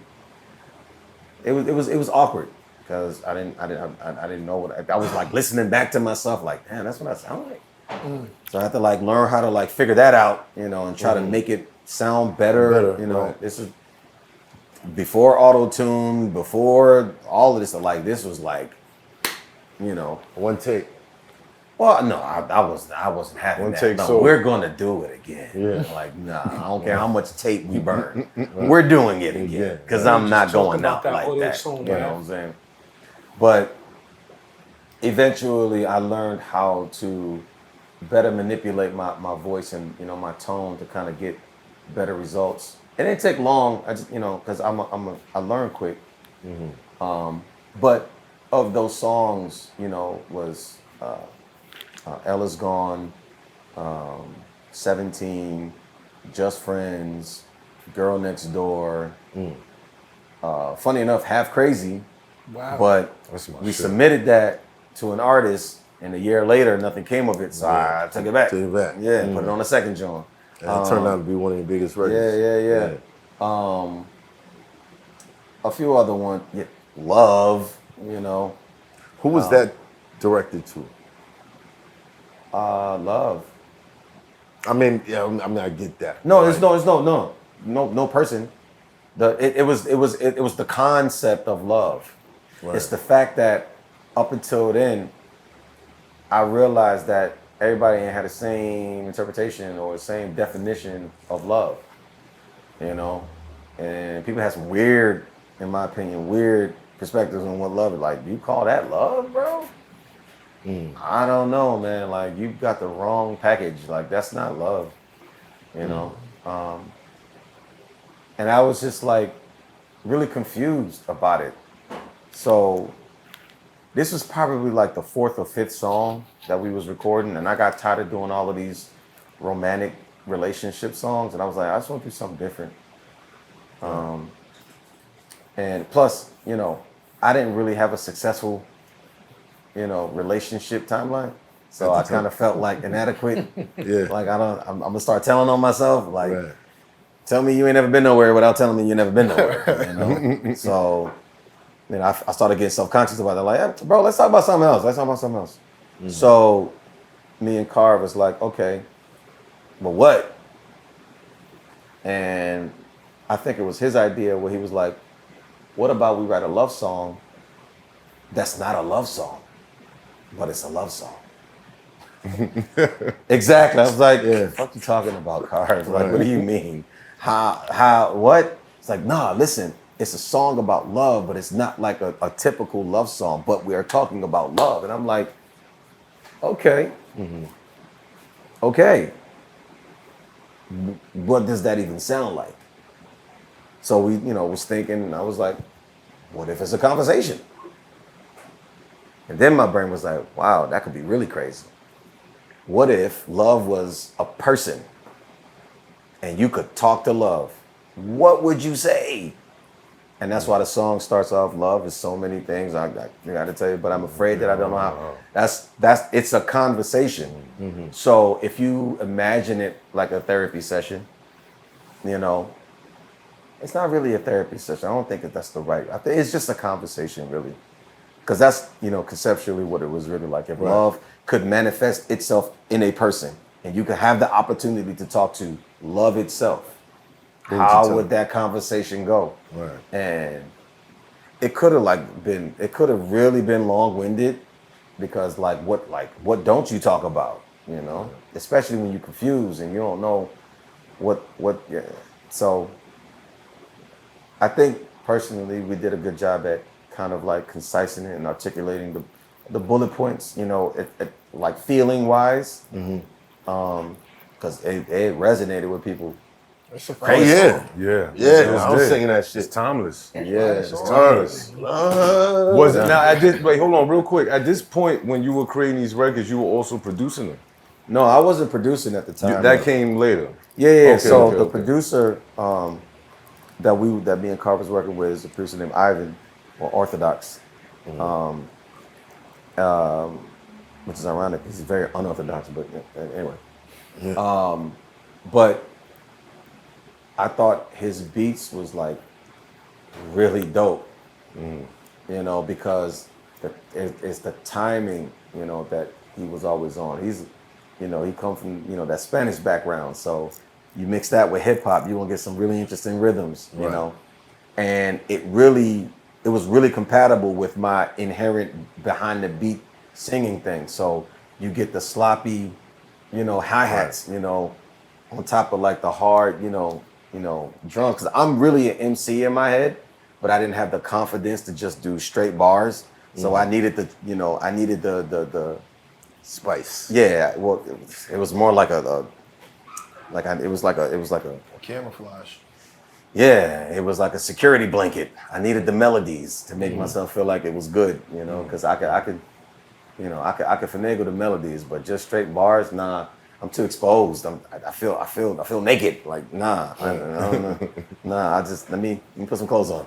No, matter of fact, let me get dressed, super dressed, so I can, like, you know. So as you're making these songs, people are hearing them. Oh, phones just dropping like, this motherfucker. These Like, new iPhones. what is that, number 5? Like, Retrograding. Yeah. so as you're making these songs, people are hearing them. What's the feedback you should get? Not quite. It's like not playing really for like everybody. Like I played it for the homies, you know, and it was like, yo, this is crazy. I'm like, word? It's like, yeah. They're like, yo, you should do something. Well, I don't know, man. Like, I'm not having no plan. I'm just recording. So this is like the first half of '99. I'm just recording. And actually, Love was produced by a different producer, actually. I think it was, what's his name? Andre Harris. I think it was Andre Harris. He came in, he played the keys, and then he left. And we just had to loop that, I think it was like 8 bars we had to loop. And we just, because he was actually working on Jill's project, Jill Scott. Wow. So, him and his partner, Vidal, they were like a super team, and they was doing a lot of stuff with a lot of other people. I actually wanted to work with them because that's how everybody, was making it seem in the studio, like those were the big producers or whatever. Right. But the ones I was working with were kind of like the underdogs, like they would get the off hours time, where everybody go home and they just, just as long as you lock up, Right. Right. But we was being hella productive, and it helped to help me find myself because, I wanted all the that I was going to make a point to the concept, well, not the concept, but the point that you made earlier about fair. Okay. So, and this is kind of running into that. So I'm coming from, listening to Stevie Wonder and Donny Hathaway and Marvin Gaye and James Brown and Earth, Wind and Fire. And I'm listening to all this big production, big, musical arrangements and stuff. So I'm thinking, when I get on, I want to make my version of that, Right. And plus, I didn't really feel like there was room for me in the game until D'Angelo came out. When D'Angelo came out, I was like, so you're saying there's a chance? Okay, I might could do something with it. They let him in. Okay, there's got to be room for me, And then Lauren came out. 6-pack at the time.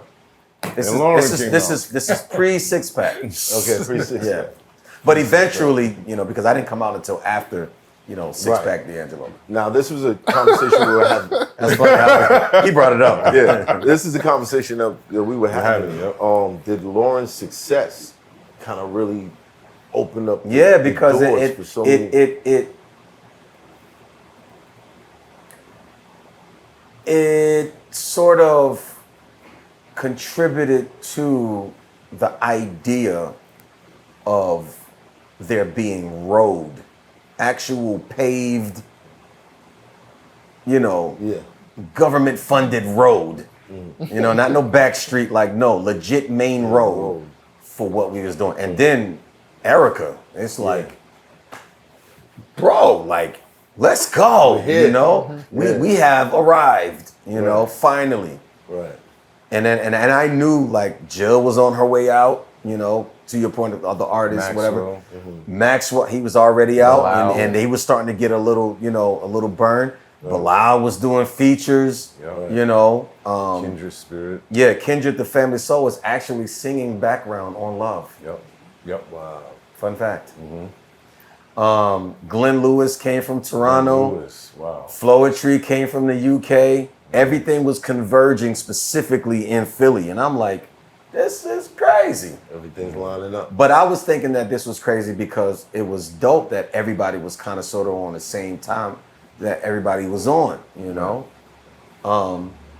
After one of the open mic let-outs, I ran into Anthony Hamilton, just, random dude from Carolina. He was on the stage that night, and I was like, yo, you're dope.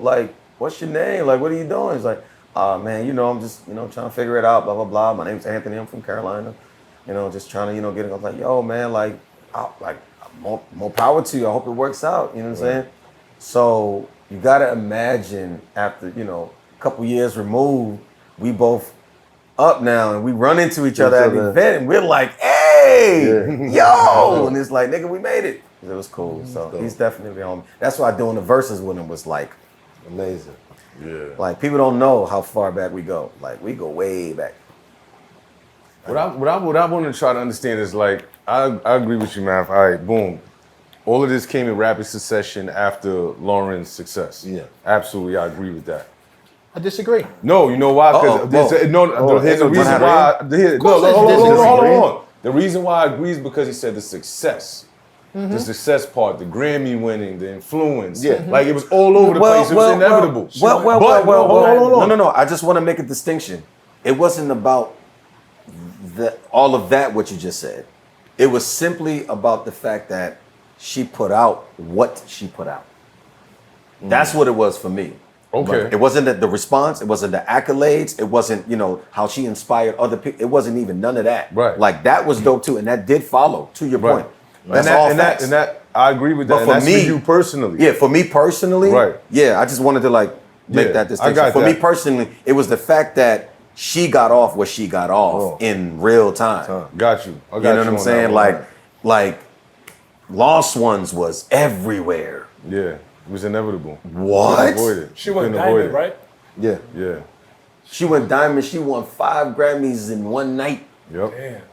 Like that's what that I'm was saying. It's- unheard of. I get what you're saying Yeah. as far as for you personally, Yeah. but overall, Gotcha. it opened up the doorways, marketing wise, in the music business and everything, Right. for all these other It acts to was now follow, a- right? a real Because budget. there was a span of time where you could not get away from neo soul music, Yeah. right? You could not get away from it. It was a wave. It was 2000, the wave at that 2003, point. it was a crazy wave, Yeah. right? But damn, now I forgot my point. My bad, Fuck, bro. no, it's not your fault. Sorry, Sorry. right. Lauryn Hill opening the door. Yeah, no, she opened the door. But so let's go pre Lauryn Hill, right? You're funny. And what we were talking about was was Tribe Called You're a Quest, right? strategist. We were You're talking about hilarious. we were talking about Tribe Called Quest, the Jungle Brothers, De La Soul, right? And how they made it cool to Native be tongues. earthly, native tongues, right? To be earthly. So now this is my question. That's what it was. Got it. How come y'all never decided to try to like form a super group? Okay, I need A everybody. album, a compilation. I need everybody to stop doing that, please. What you mean? Because everybody We are all has- fans of all you guys. I got you, but you guys always come at us with this kumbaya concept that we was all eating dinner together. No, and we that's was not trying what to- I'm saying. That's not what I'm alluding to. No, that's It not may what I'm not alluding be to. what you're alluding to. No, I'm not. It's not, and I respect that, and I hear you, and I appreciate that. That's not what you were saying, but I'm responding this way because there is some variation of it, whether intentional or not. Because it would have to be this thing where we have this relational, interaction with each other on a consistent basis, where we could even get together like that. Okay, so check this out. Going back again. That's like saying, look. Going back pre Lauryn Hill, right? LeBron and so and so and so Native just tongues. form a super group because Yeah, but they're that's all different. dope. Yeah, but how is it different? Because these are So, groups. okay. It's the same. It's the same Okay. shit. No, hold on. It's the same shit when you have certain artists like Musiq Soulchild, Maxwell, whoever feature on songs with other artists. But you're Right? talking, That we you're not talking that we about- not really That into. you're sounds so talking about- amazing, bro. Yeah, I would love it to would live be in that amazing. world. That That's not the reality. I get it. So That's what not was the reality? of it. What was the reality? the reality is everybody was doing their own thing. It just so happened that at certain times it was convenient where things aligned and it looked good. Right. And people who had, the time and the adequate resources and the forethought to be premeditated with it, to orchestrate it, were willing to do it, but that was very sparse and far and few in between. Were there artists that you wanted to work with that you didn't get a chance I wanted to work and still want to work with everybody. That you just That's the mentioned. type of person that I am. I'm a fan of it. Anybody Everybody that's- ain't on that time, though. Anybody that's doing it at a high level, like that shit is so amazing to me. Like what burns me up and what hurts me, like almost physically, like I get physically sick, is when I witness wasted potential. I hate that shit. I really do, because I'm such a fan of artists, artistic expression. Right. And people being another, laying another brick in the house that we all get to live in creatively. Like none of it is ours. Right. We all paying rent on the same shit. So I like when people are able to contribute, be valid contributors to this whole big thing that we all trying to in our own respective ways. So I want to work with anybody because it's not about the person. It's not about the artist. It's about what they're bringing to it and interacting with that. Right. And seeing what I do and what you do come together and what does that make? Like I like that. I'm kind of like, I like to do stuff for science. I like to see what's the reaction when you put these two things together. Will it create a new thing? Like I don't know. Right. What's the baby look like? Yeah, I don't know, of man. these two ideas I don't know, coming man. together. Like that's how I think. I don't think in profiles. I don't think in for It's the a culture. look. Like, I don't think about that. And there is an inherent benefit that comes out of that, and that's dope. But for me, I'm just talking about me. That's not my focus. That's not where my intentions lie. My intentions are, what else can we do?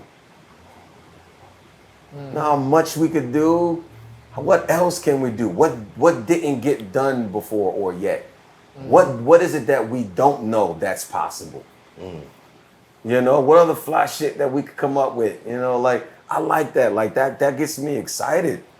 To the point where I just started creating crap on my own. Started coming up with different names and seeing what you do when you mix these two together. And like, oh, okay, that was okay. But this one over here is fire. Let me see if I can. Like, I like that. Right. But the shit that I don't agree with is the level of control that the record labels have over artists, right? And There is stopping. that. No, hold on, let me finish.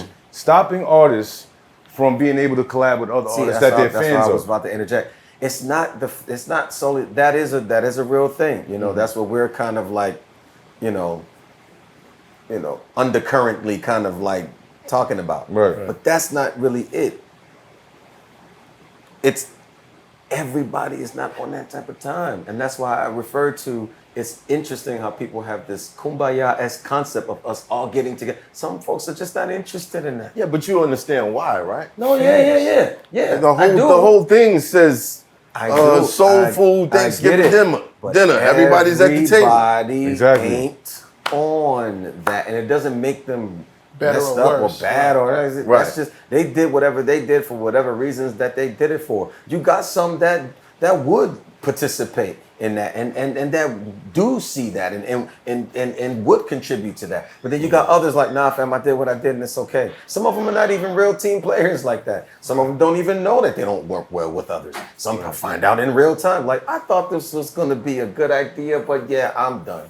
Like, but we ain't finished. Like, what do you mean? Did you experience that? Yes, and I'm not gonna talk about it. I figured I triggered something man? with that Why not? question. We trying to Way get a you good responded. I ain't trying to trigger you, my Because brother. content is content. I know. It could be a it could have a happy ending. Nah. You know what I'm saying? That's why verses was necessary. Facts. That's why verses was Facts. necessary. Because people were trying to, like, you know. The closest you're gonna get to what you're talking about is the Soul Aquarians. Now, the reason why that worked is because everybody within that collective agreed. You know, to some level. No, I wasn't a part of it, and I don't know how the conversations went. But you can do the math. I say that a lot. You know, It's all good. It's It's all all sorry. good. It's not. I'm not trying to be punny here. Yeah.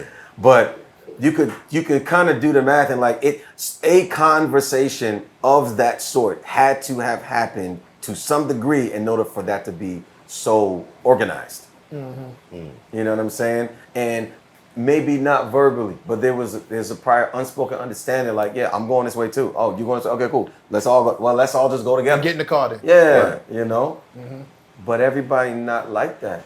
It sounds amazing, and yet, and to your point, it should be something like that in order to just, you know, landmark it, you know, and do and actually do something for the culture, because that was a very almost like freak moment, like in time, like they don't and for me to be in like essentially like a mecca of it, you know, it was so weird because you don't see it until you leave it.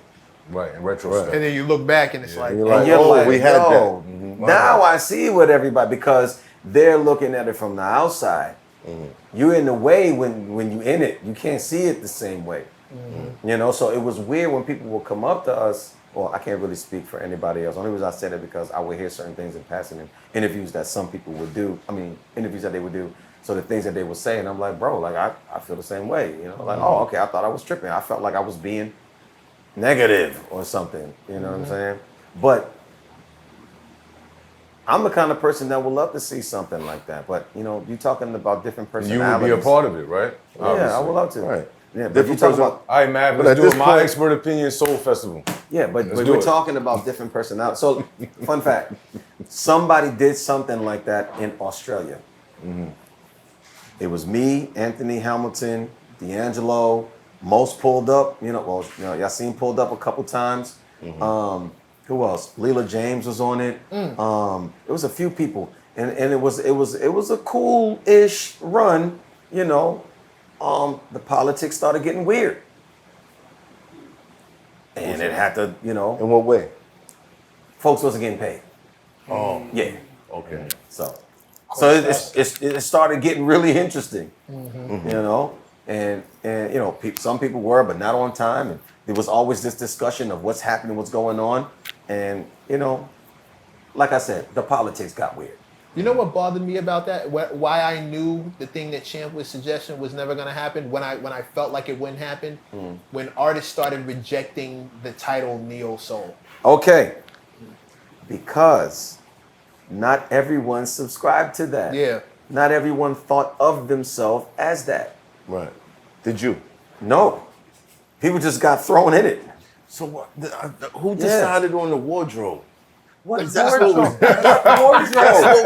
was Okay, Neo Soul wardrobe. Watch this. Watch this. Watch Because y'all this. was dressing alike. Got it. There was a lot of brown, a lot Got of it. Got it. lot of big hats. Got it. Cosby hats, Lot of- Got you know what I it. mean? Got it. We thought like it was all. Coley Cole hats. Same question, different profile. Who decides on fitteds and J's? Hood. The hood. Urban. Oh, so why don't y'all all get together? What? What the fuck? I mean, he's That's not not wrong. what. That wasn't the point. That Of wasn't the point, but That wasn't the wrong. point of that. But no, I was just wondering if like there was a Neo Soul marketing Coalition. look. You think it's Was there a a look? headquarters? Yeah, like no. It's like anything. You associate with it that. So you think in order to be a part of it, you have to have your own version. Dude, when I first started, I put on a head wrap. But it wasn't because I was trying to be Neo Soul. It was because I learned how to do that within that year. And I thought it was fresh. And I had a whole lot of hair and I wasn't wearing fitteds back then. So I didn't have the time to find somebody to braid my hair all the time. Hey, just throw on a head wrap. Done and dusted. Boom. But Things see, are stylists. but people's interpretation of what's going on with bits of information, and you're making associations and extrapolating things that aren't necessarily connected. But come on, bro. You say Neo Soul, you think brown leather. Fam. Facts. Fam. It's a fact. That's a fact. Sure, if you say so. Yeah. Some people think something else. Brown The leather. reason why y'all got lumped in is because of the R&B that No, preceded I'm you. aware. I'm aware. No, but- I'm just putting Okay, this yeah. out. Just for the R&B that precede you think if you're coming from New Jack Swing Okay, and whoa. everything is very Okay. shiny. Whoa. Hey. Let me just finish it. Okay. Everything is shiny, slick. There's a lot of keyboards, and then you have Yeah. these guys and girls Yeah. coming on the scene with very It was a shift. black exploitation kind Yeah, of soulish. because a lot of the inspo for that vibe is heavily rooted in what we all identify as soul music, which was very popular. You got Marvin Gaye comparisons. Yeah, a lot. It's one of my it's one of the architects of of what Musiq Soulchild is. There's three main ingredients, you know. Marvin, Stevie, and Donnie. Donnie Hathaway. There you go. The other Stevie. Depending on who you ask. Depending on who you ask, yeah. Right. Mhm. Yeah. No, I get that. So, you know, and it was because of very practical reasons. I learned from them the most. You know, and it was post Motown Marvin. You know, it was what's going on here, my dear. You know, I want you. You know, that Marvin. You know, so it's the same thing. Everybody else was on that time at that time.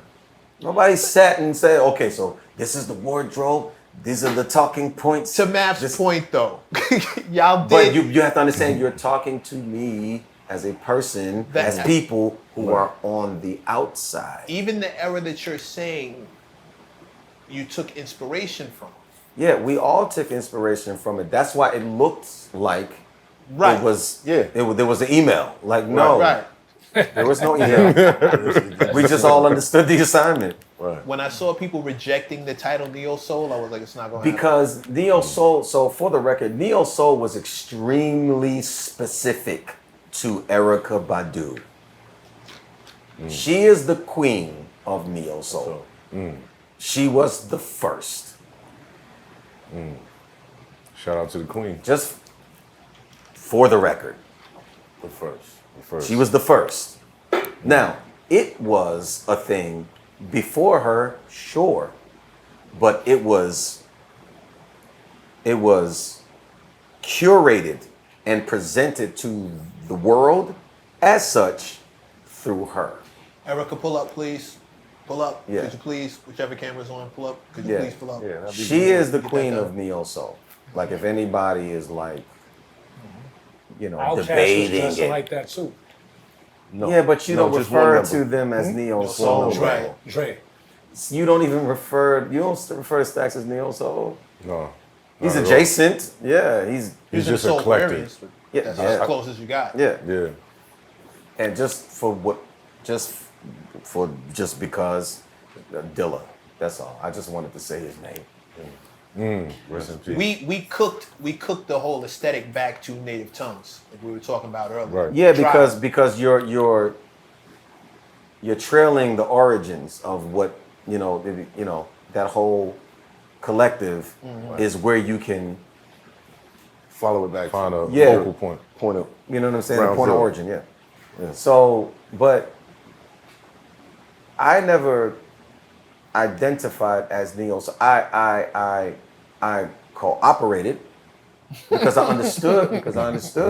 This is what you call it. Cool, fine. It doesn't really matter to me what you call it. Not really, because I'm up. So it even happening is great for me. So whatever you call it, as long as you call me up, like Right. But if you're asking me, I've always identified as hip hop soul.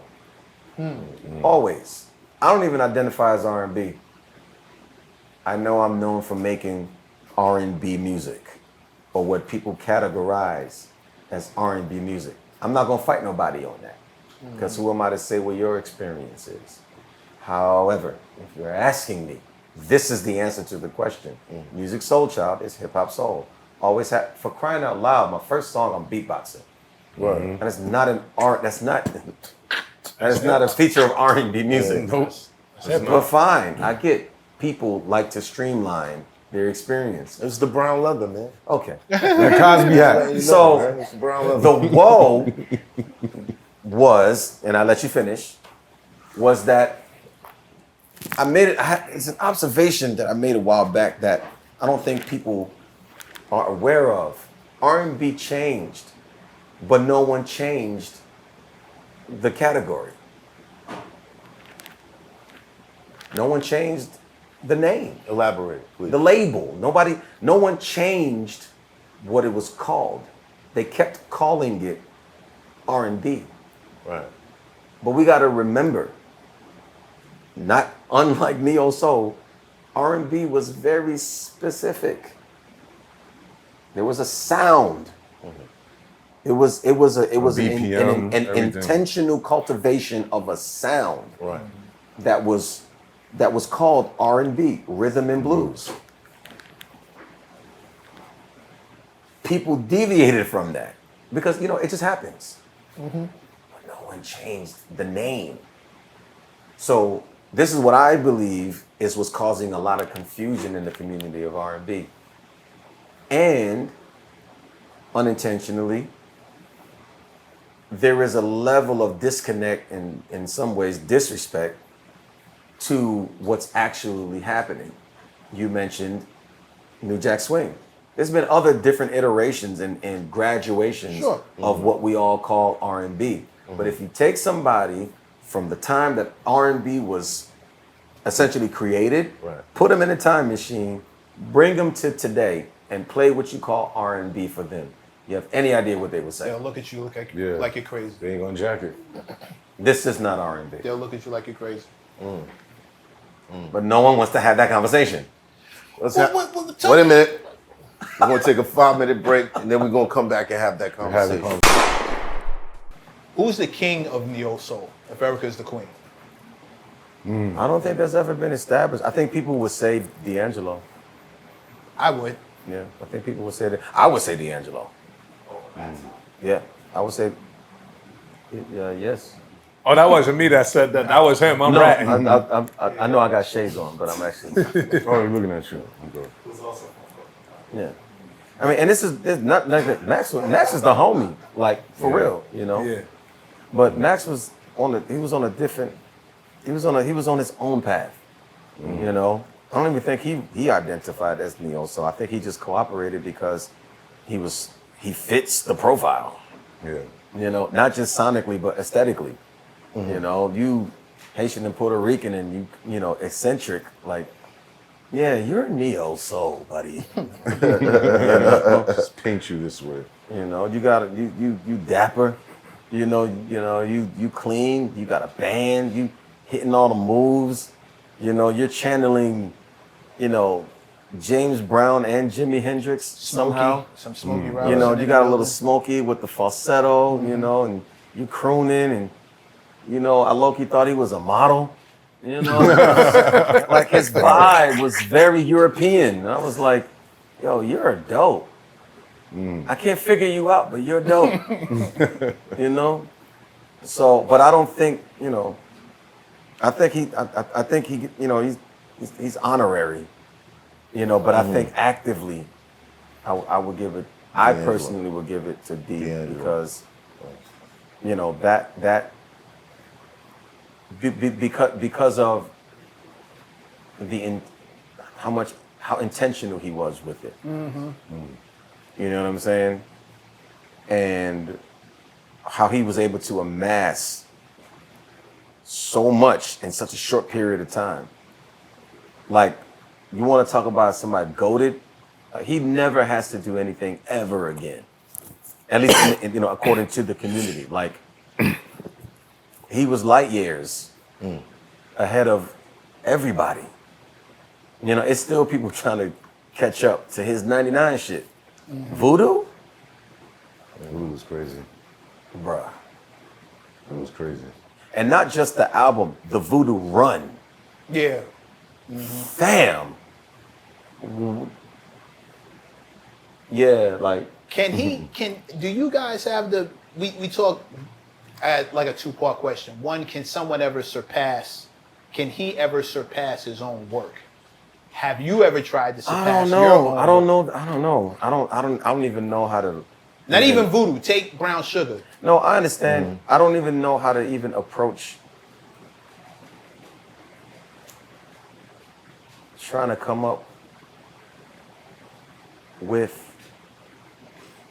finding out how that could even be possible.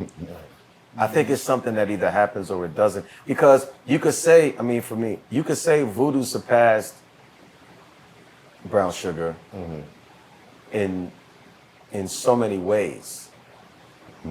You know, sonically, production-wise, you know,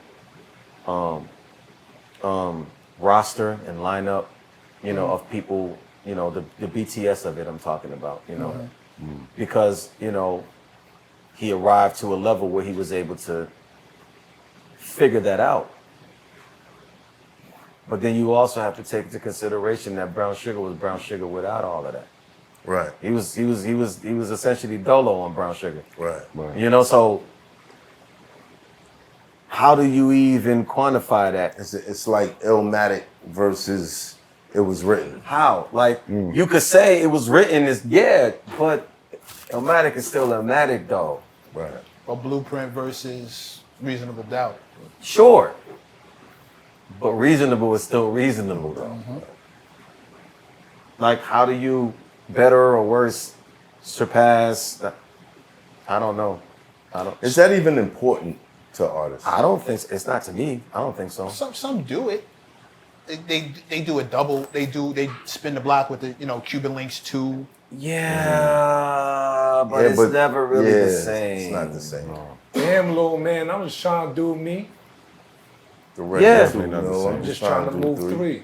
Yeah, and that's really indicative of a lot of mindsets of what we just trying to get to whatever the next thing is. Now, if we just so happen to do some fly shit, in the process, then cool. But a lot of it is just we just trying to get to the next. Not So- necessarily to do better or bigger or to surpass. It's just I want to get to whatever is next. So you think that attitude is why R&B changed, and yet people No, didn't, people no. So first, what people are calling R&B changed. They just didn't change calling it R&B. didn't. Right. That's what I'm asking. Got it. About- So, and again, this is just my observation. You know, I just noticed that things are very different today than it was, in Berry Gordy's ideal of R&B. And what I think I can only interpret, intelligently with the information given, through him talking about it and what he has manifested, in his cultivation of what we all know and recognize as R&B with the artists, and musicians and writers and producers that all contributed to what we all know as R&B. You put on an R&B song, everybody, it takes you back. Mm-hmm. But it changed because things evolve. Mm-hmm. But people just kept calling it R&B. Me, yeah. And I came to that realization one day, and I'm like, why is nobody talking about this?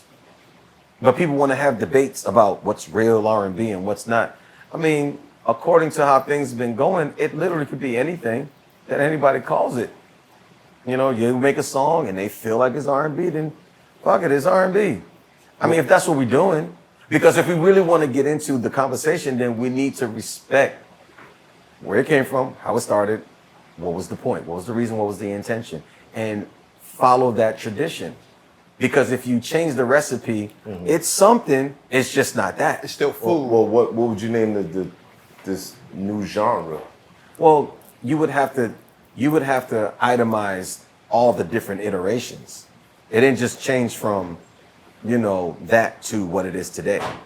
It went through different evolutions. You should itemize all the evolutions and respectfully call it what that is. That was attempted at, but people was like, no, we hear you. It's still R&B though, right? I'm like, no, it's what I called it. Disrespect what I called it, right? Tried. I called it New Jack Swing. Why are you calling it R&B? What did Teddy call it? New Jack Swing. Jack Swing. But did he say he was making R&B records? I don't know whether he did or didn't, but I do know that he called it New Jack Swing. Okay. On that note, hip hop is having the exact same kind of debate Okay. as far as people wanting to. Well, this ain't actually hip hop, and No, I know. this really. I've heard that. Yeah. Teddy made records for rappers, Okay. but no one said that Heavy D wasn't making hip hop. Right, because it was an iteration. Just literally what I'm saying. New Jack Swing is an iteration of R&B, but it is not R&B proper because it's not following the original recipe.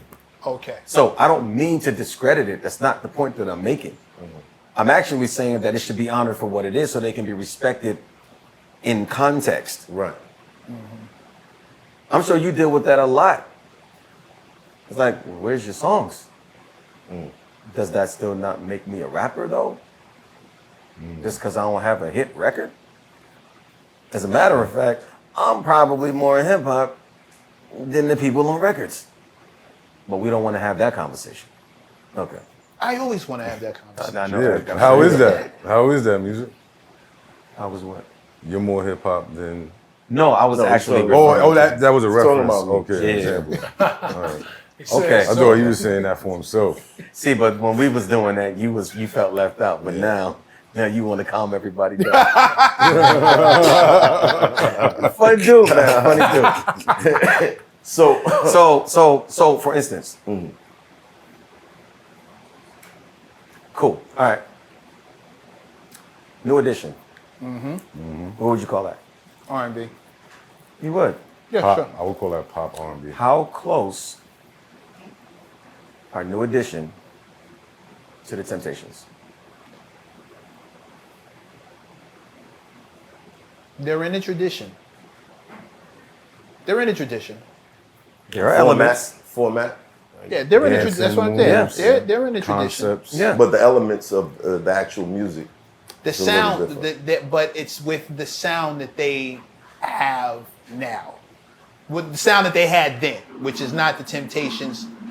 We're talking different instruments. We're talking different compositions, different arrangements, different producers. So in some cases, only one instrument. then there's that. Yeah. Computer, more modern, a more modernized sound. The Sonically big band is evolved. gone. So it's like, I would say New Edition is the modern, the more modernized take of Temptation. the Temptations. Okay. So what happens when a person, when they hear R&B and they're expecting the Temptations, but they get New Edition? What are they supposed to do? Call it the same thing? Probably get up and go to the other show. Right. Now, it's not to say that there's something wrong with what New Edition is doing. At all. At all. All I'm saying is, I just recognize that it's not the same. So why is it being called categorized. the same thing? Is it being judged by the same standard though? I don't know, but it puts it into question, doesn't it? I think the issue with hip hop is we're judging it all on the same standard. Yeah, I think what if I had to say, I would say yes. But then you could go into other genres and say thank the you. same thing. Whoa, That's exactly what I'm doing. Wait. Let's take rock and roll, for instance. You know how many subgenres of Yes. rock and roll Well, there are? Yeah. Tons. A million. How many subgenres of R&B do we have? Not like that. Probably about four. I can't really think of four any. or five max No. Listen to the question. subgenres. That has a category None. that it can be processed as. None. With the No. exception of neo soul, which y'all all rejected. We didn't reject. Oh, y'all rejected. We're not going back there. Y'all Hey, rejected. let's not spin the block. Yeah, because it's no different than a person trying to lump you up in a group that you didn't sign up for, but they expect you to go along with it because you look like you fit. Brown leathers, man. Okay. And Damn. There you go. The brown leather. I'm just saying. What I want to know is how does a real singer feel about this new age of auto-tune? I think autotune could be a very useful plugin. It can be a useful tool. You know, it's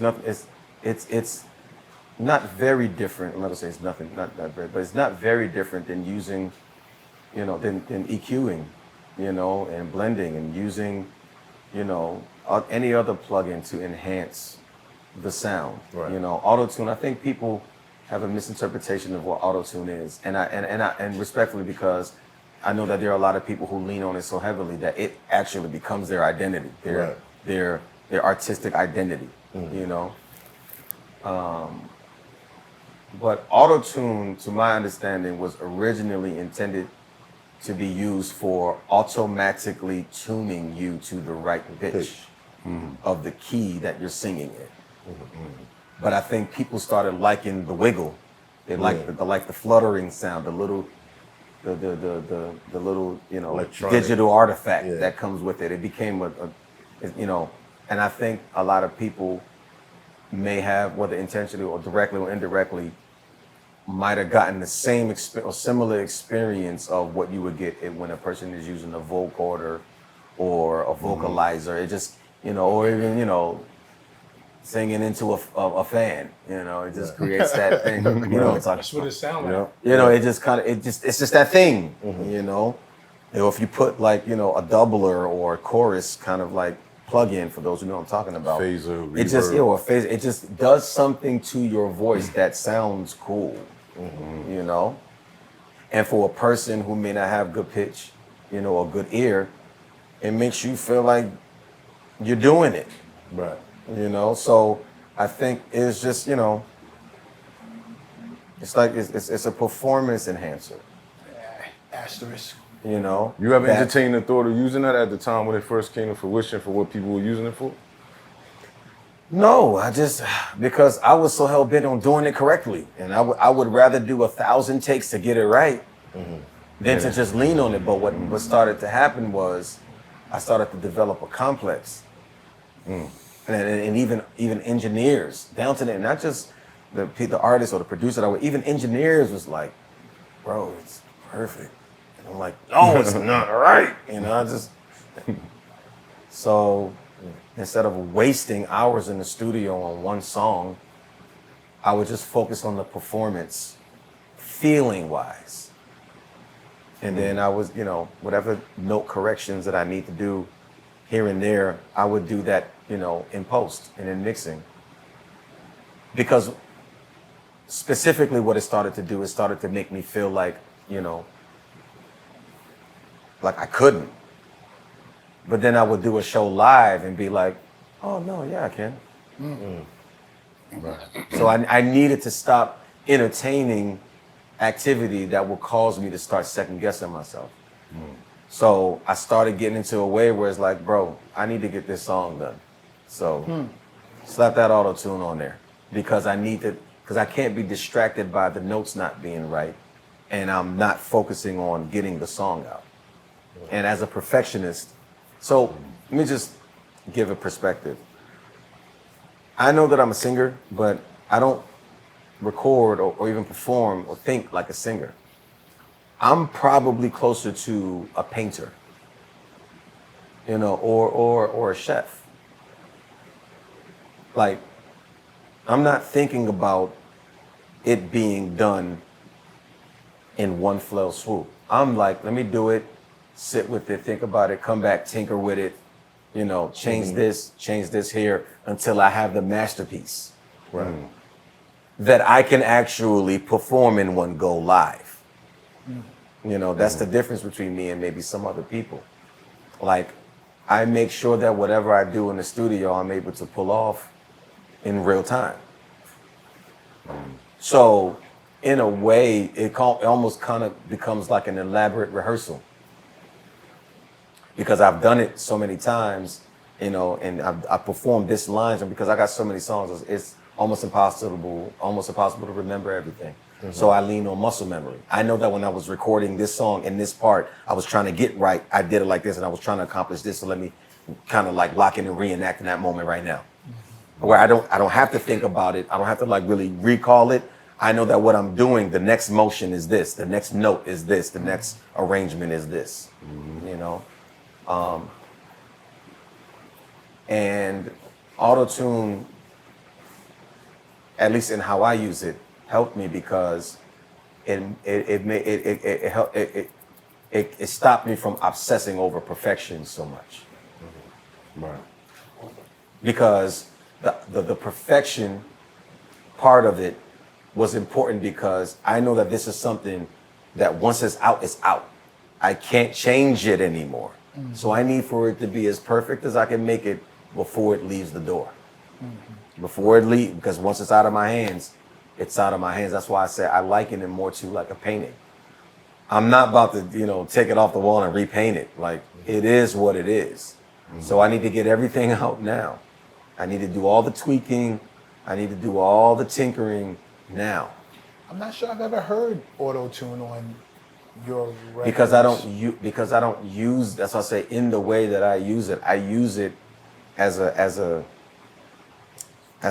enhancing tool, It's like how people use EQ, how you turn up the treble and you turn down some of the bass in certain parts and you try to balance the sonics, you throw a little delay on there, you throw some reverb on it. I use it in that way. What's the rap equivalent to that?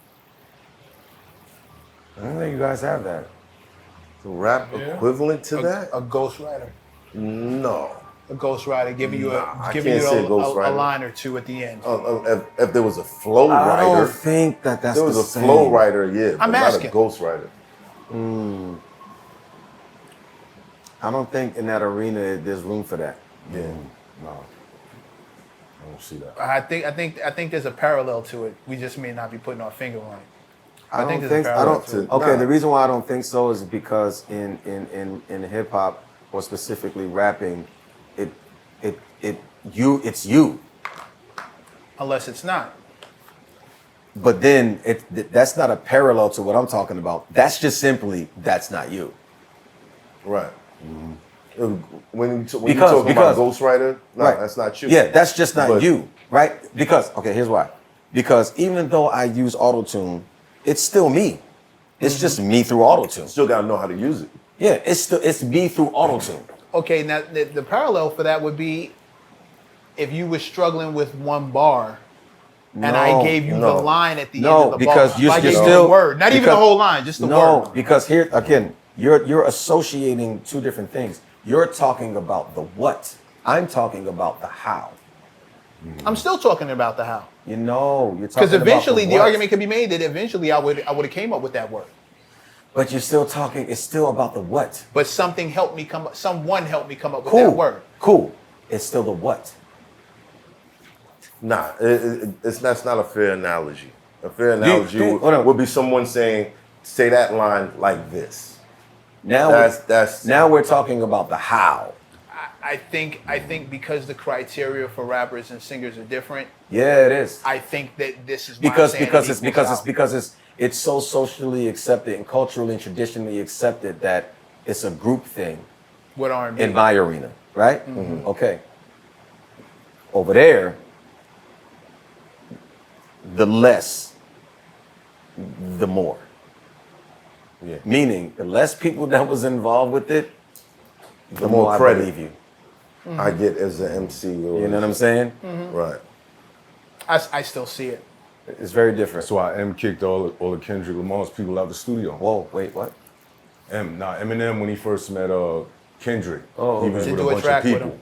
Oh. Do a track, and he told all his people, "Yo, tell your people to get out. Oh, word, I didn't know that. I just want you here." He didn't Gotcha. believe that Kendrick Yeah. was writing all that stuff. Oh, on his own. got you. So once he got him in the room by himself and the song came out, he was like, performed. Jesus. this I didn't kid is- know that. Okay, yeah? you still pay. Yeah, Yeah, he I performed. heard that. I saw that story. Gotcha. I didn't know about that. But yeah, and again, back to, I didn't have enough confidence to be a rapper.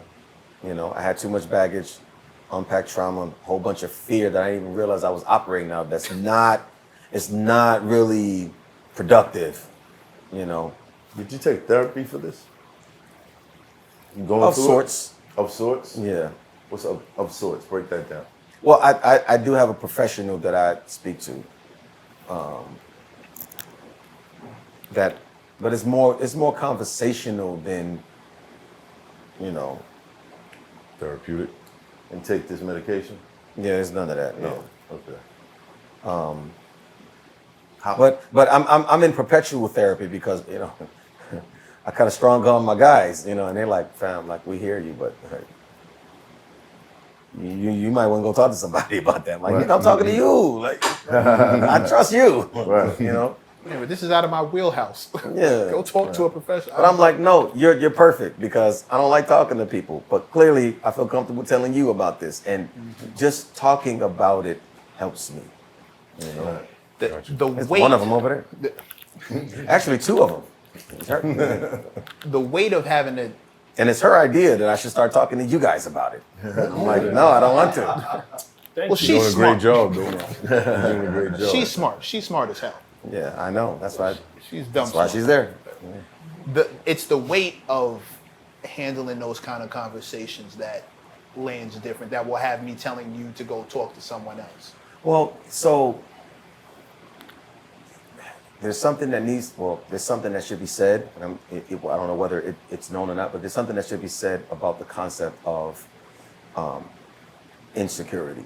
It's not just the way I think about myself and I have low self-esteem and poor self-image. These are elements of that, but it also bears out. It also bears out to outside of us. It's also, I don't trust you. I don't know who you are. I don't want to volunteer information that could potentially be used against me. I don't care how much help I need. Nah, I keep it to myself until I figure it out. Because I would rather suffer in silence than give you ammo. I think we all think like that, though. I think everybody to a thinks certain like that, too. extent. To a Right. certain So when I'm in a group of people where I do feel comfortable with, it's not a matter of you being equipped, to actually help me. It's a matter of you being someone that I'm comfortable with confiding in. That I don't feel like you're going to use this against me. That within itself is helpful. Yeah, sure. having that safe space. Yeah, I hate that term, but okay. It's so overly used. But you know, if you're gonna use it against you, Yeah, everybody's a freaking mental health professional now. I think, That's not what's directed towards no, I you, know, my bad. I I didn't want to. I know, but I think that in the terms of getting actual therapy, I think it is necessary to, to totally. speak to professionals. Totally, but you gotta get the patient to the help though. Right. You know, and that's a journey within itself because you can't imagine what kind of barriers, you know, are, you know, preventing them from being even willing, Right. you know, to that degree. It's like, I'm sure a junkie want help, but that shit got him in a choke. Right. And it's not as simple as, well, go to it. Sounds great. But when it becomes something that other people can see and you don't see yourself. No, all of that is fine. But the key thing about what you just said is I can't see it myself. So I'm only going to operate according to my perception. Mm-hmm. It doesn't. It gets to a point where I hear you, I feel you, but that only resonates with me, but so far. Right. Well, I can say you've had a successful music career, continue to have one. You've made it from, you know, circumstances that not many people can boast of. Right. You are listed amongst the exceptional when it comes to creating music. Right. Yet the first hour of this conversation was spent on how down you felt. Oh. And not an acknowledgement of where you grew to. You understand what I'm saying? Well, because that's my, like, those are my challenges, and that's my everyday. But You that's know? something that you can change. See, that's Well, your well, no, well, subconscious. no, Your no, you're subconscious right. is kind of like, it's like a bucket of water, right? And Uh-huh. you put your hand and you spin the water around, you take it out. What's the water doing? It's still spinning. Okay. So when you rehearse those things, that's the water still spinning until you cut the current and you start to acknowledge all the great things that will uplift your spirit, that'll make you more open, that'll open up those pathways for you to Right. be more creative. Yeah, and I hear you. But it's not that those things aren't happening. That we just didn't get to it. As a matter of fact, I don't know how who's going. God bless the editor, because we touched on a lot of things that we didn't finish. There's a lot of open-ended topics that we never resolved. Right. Because there's so much, you know, and I don't talk about these things a lot unless I'm in circumstances when I do. Mm-hmm. There's too much to cover.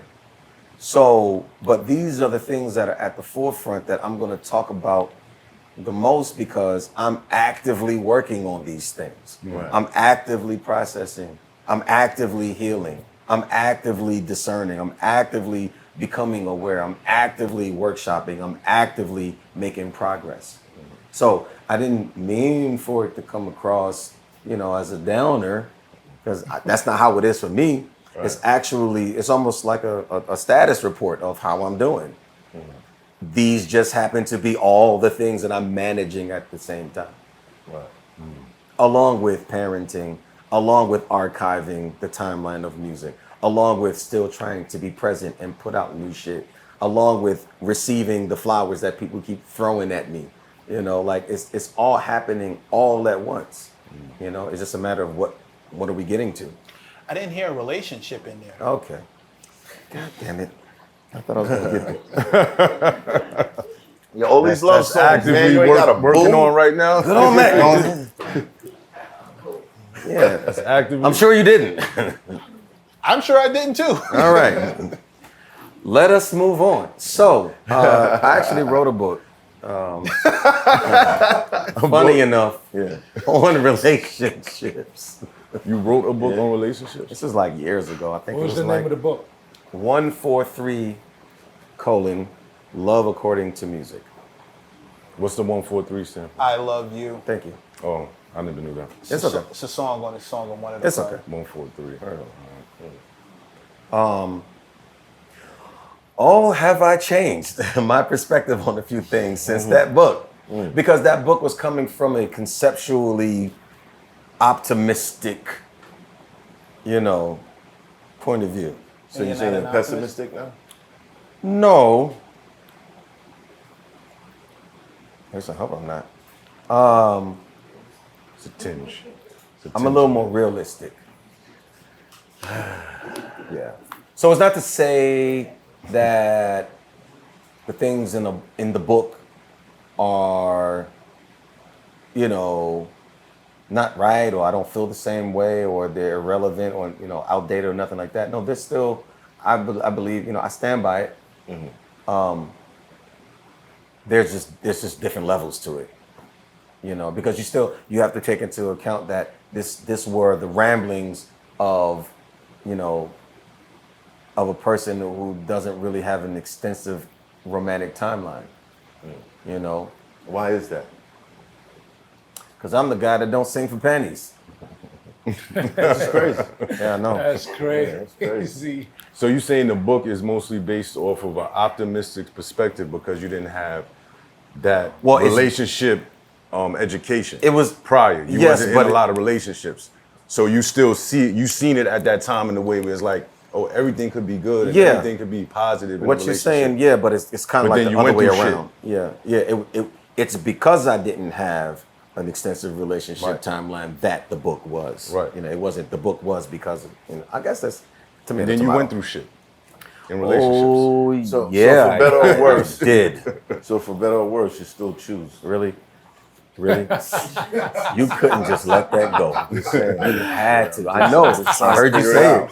Yeah. Did you change your mind on that? That never turns off. Yeah. Okay. That's what makes you great, though. I can't get mad at it. Yeah. Now you have an independent project. I do. You do? I got a few, actually. Yeah. Do we really want to go down that path? What's the biggest difference between these projects and the ones released later? I don't know, Matt, because I'm still unclear on what exactly you are referring to. Oh, say word.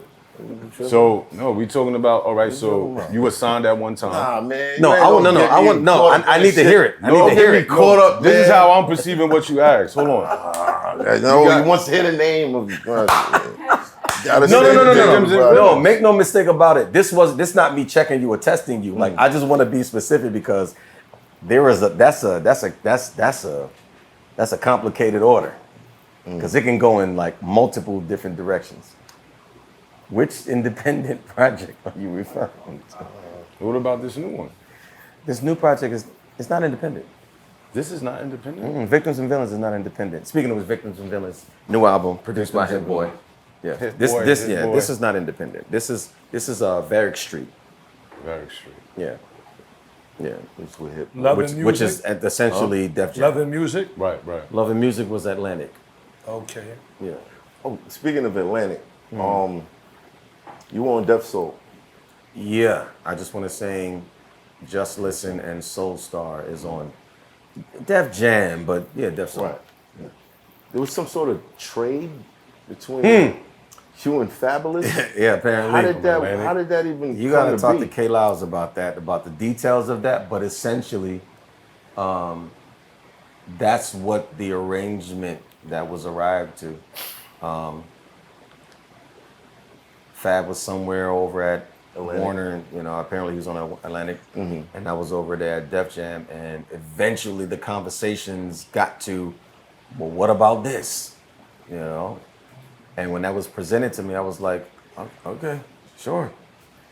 I mean, it was the same difference to me because, I was essentially kind of sort of dealing with the same people. Right. Because some people moved from Def Jam over there, and I'm like, it's the same folks, different house.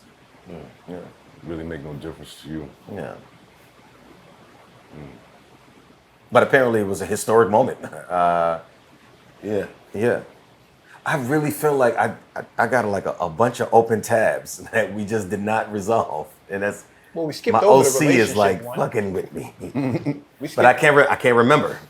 skip clean over the relationship one. That was Word, just a that's couple it. seconds ago. So the new album, Victims and Villains, So the new album, Victims and Villains. yeah. Produced by Hit Boy. Produced by Hit Boy. Shouts out to Hit Boy. Yeah. Surf Club. Yeah, man, I'm really excited. What's interesting about this project is that I feel like this is what making my first album should have felt like. Why is that? Because this feels like it's my first album. Not to discredit or take anything away from my timeline. That's not what's happening. I'm not turning a blind eye to 20 years of work. I'm just saying the feeling feels a lot like what a lot of people say working on their first albums feel like for me. You know? How did you connect with Hit Boy? The DMs are real. They're very effective. So did you reach out to him or vice versa? Yeah. There was a reach out and then I pulled up. I apologize, I have to respond.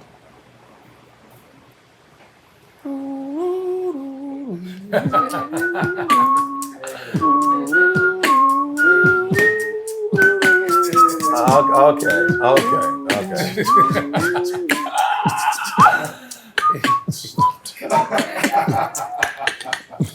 And sing. Doom, doom. Okay. Let's go. But yeah, I feel Y'all was saying how y'all connected and everything. right. Oh, but you said it was a feeling like the Yeah. first rap When I pulled album. up, you know, me and my writing partner, shouts out to my writing partner actually, Alex from Atlanta, Layers Studio. I work with him a lot, pretty much exclusively, because he came around in the time, well, he became more effective at a time where I was pretty much on my way out. I was like, yeah, I think this is a wrap for me. I think I've done enough. I don't feel like, you know, the love and the energy is as, you know, present as I would need for it to be. I don't know the reasons why, but I don't feel like I'm that guy anymore. You know, so I think this is probably the best time to kind of like, you know, just cash out, bro. But things, you know, kept coming down, you know, the line, you know, features mostly. And, you know, I'd be like, I don't know, man. You know, and then my folks was like, well, you know, bro, just, you know, he kind of started on an idea. See what you think about it. And every time it was like, I mean, well, if I was going to do it, I probably would do it like this. So, I mean, I don't know. I'll probably change this. I'll probably do it this way. I'm sorry. Fuck it. Slowly got you up And there. then now we got a feature, you know, and that just kept happening. And then after about the third, fourth one, I was like, dude, just lean into it. Apparently, your job is not done. So So what was your biggest feature? I don't know. That's up to you guys. No. How do in you your feel? opinion. In Oh. your opinion.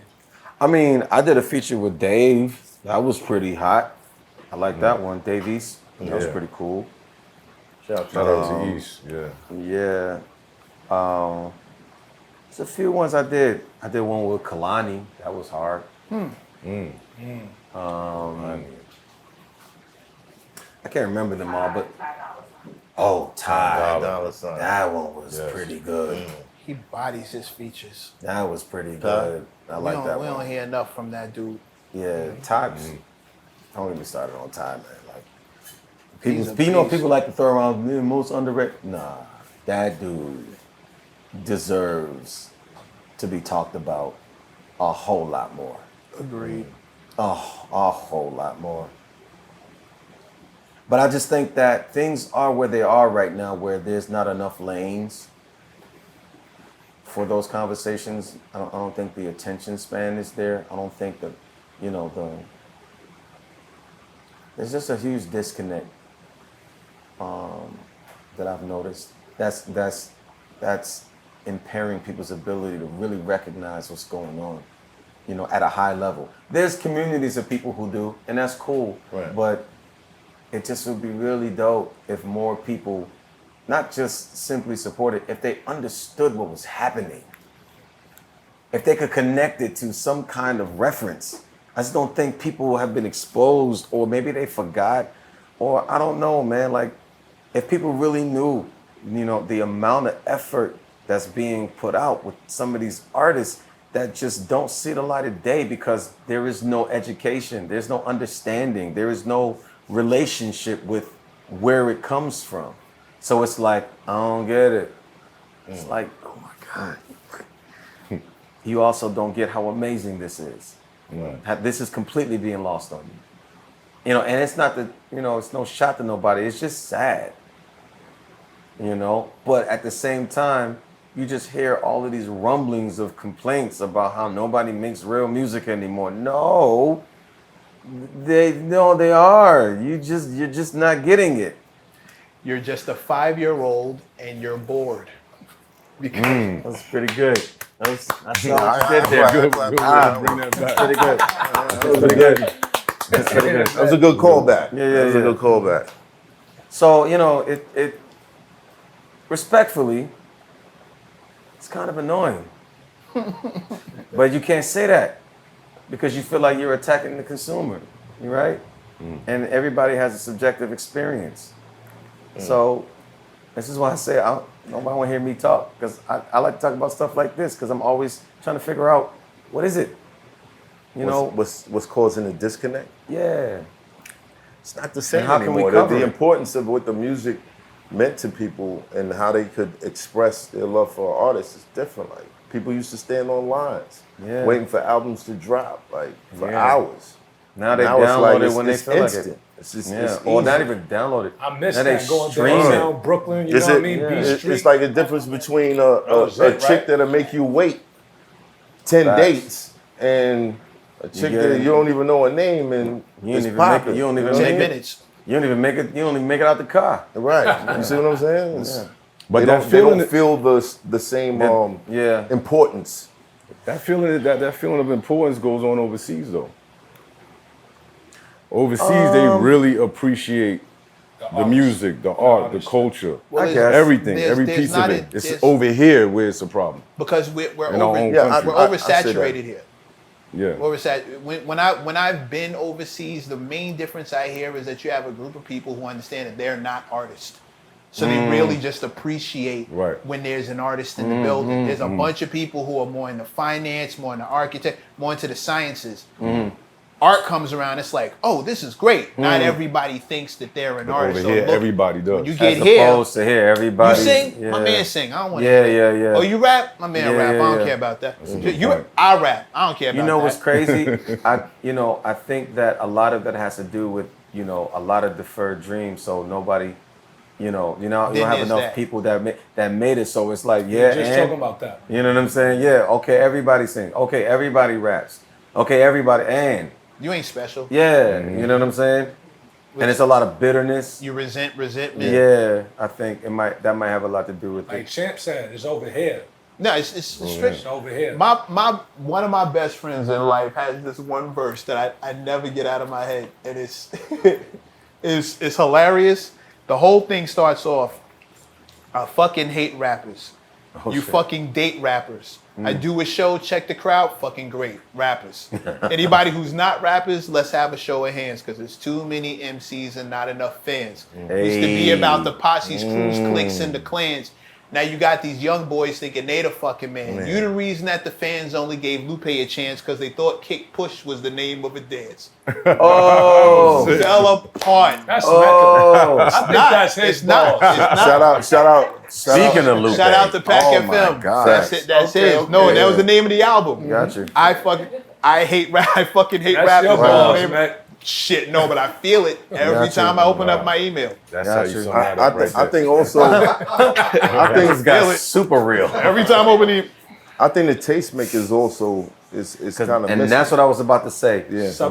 Who's curating this like where's the there's a disdain for them too. They call them gatekeepers. They got them. They wanted to get them out the paint No, but we're not. You can't even really identify these gatekeepers anymore. because they're called tastemakers. They when they do it, they get you gatekeeping. No, I mean in the form of we had mixtapes that would have Right. the new shit. We had a hip hop quotable that will let you know who's Yeah, most I was lyrical actually that month. disappointed when the whole hit, like mixtape culture kind of like died down. It's like, Hell yeah. Yeah, What happened? Once you could pay your way onto them, it became worthless.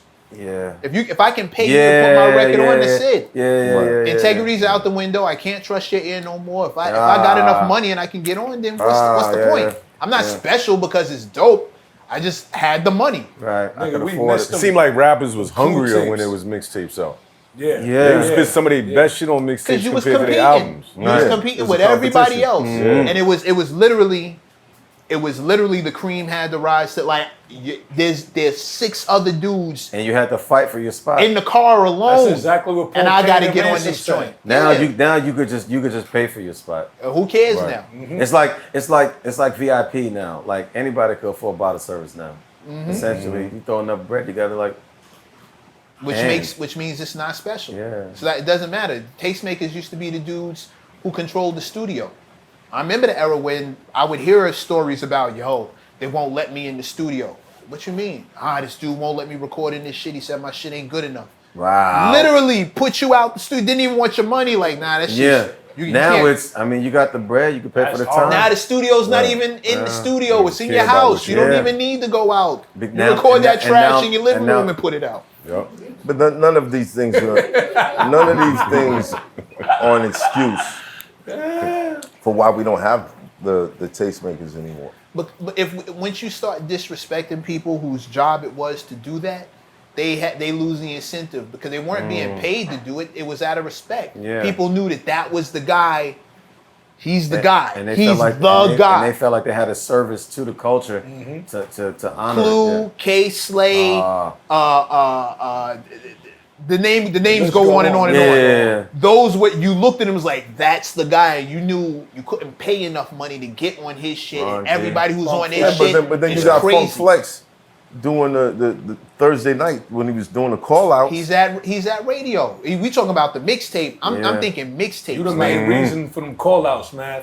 Yeah. Yeah, No doubt. man. Son, shout that out, nigga. Shout out You the to main Flex. reason for them call outs. Flex. That's a Man, fact. You said it. Hoffa, you got a day, nigga. But there's still things that you can't pay for, like Flex dropping a bomb on your record. yeah, that's That's a priceless. fact too. That's priceless. That's priceless. That's a fact too. Yep.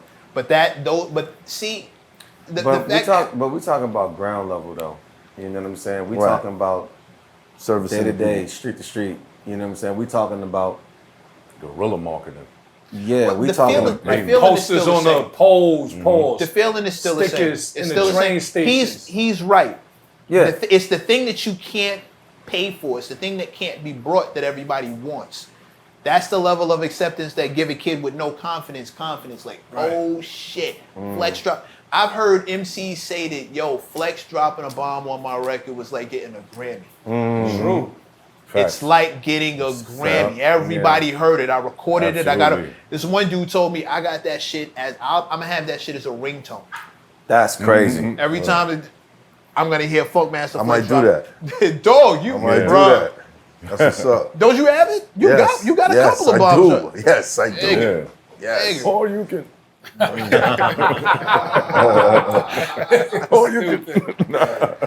Fun fact: when I was a kid and Street Fighter first came out, when I was going down the street, passed by the arcade store, I thought it was hella bold of that video game company to have their characters cussing in the game, because in my little kid mind, I thought that them niggas were saying, "You bitch, you bitch, oh, you bitch." So just sorry. We play that game to this day. Like, bold as hell. We play the game and he make the beats. Oh, man. All about the thing you can't yeah, pay yeah. for. Imagine if the But- best producer wouldn't give you a beat unless you was But dope. here's the thing about today. There isn't much that you can't pay for. There isn't too many things that doesn't have a price. Because everything's accessible now. Everything's much more Everybody convenient. is for sale. And just, unfortunately, just like you say, you can record at the crib. So it puts studios in a position where you might not want to let this person in. Who gonna cover this overhead though? Right. So you're not getting these big label acts that's covering stuff. You know, you got to nickel and dime your way to the end of the month, bro. Like, what you gonna do? And Take the bread and look the other way, That's where you get the Benzino philosophy. or you know, close up shop. Fuck integrity. Remember that? Yeah. I'm gonna get a T-shirt that says "fuck integrity." Gotta Word. have integrity. That's a thing. Yeah. Well, Zeno was saying that. Oh, okay. Gotta have integrity though. you The, think the context was that he had to pay the bills. Got you. Yeah. So- but so- that's what I'm saying. Right. Yeah. I mean, you can have all the honor and integrity that you want, but if that's what's standing in the way, you know, taking care of your non-negotiable priorities, what you gonna do? And this is why we don't have the tastemakers. Yeah. This is why we don't have the gatekeepers. This is why those people have gone away, because it doesn't. People would see them broke, Right. and be disgusted with the fact that you didn't let this guy in the door. This motherfucker shitted on me. Yeah, but he was holding the bar. He was holding the standard. And because people brought into your bullshit, or people like the music that you put out, now all of a sudden you've made him irrelevant. So it's like, okay. And we're in a time where, you know, social opinion is actually more helpful or hurtful than actual facts. Because That's true. you could do something for a good reason, a good cause, and you can explain yourself like, bro, like, no, I'm not standing behind that. I stand on what because my word is, Right. but it's like, but the comments are saying that you're wrong, though. Which is powerful, yo. What do you do then? He's a landscaper, bro. but he's shitting on you with a 20-year track record of doing this specific thing. And he's telling you ain't shit. What Yeah. do you do? I'm a landscaper. I don't even give a fuck about music. Yeah. Bro, why are you talking? Yeah. Cause fuck that shit. Who you? It's crazy how the opinions of amateurs supersede the intelligence of professionals. That's sad. I don't think it does.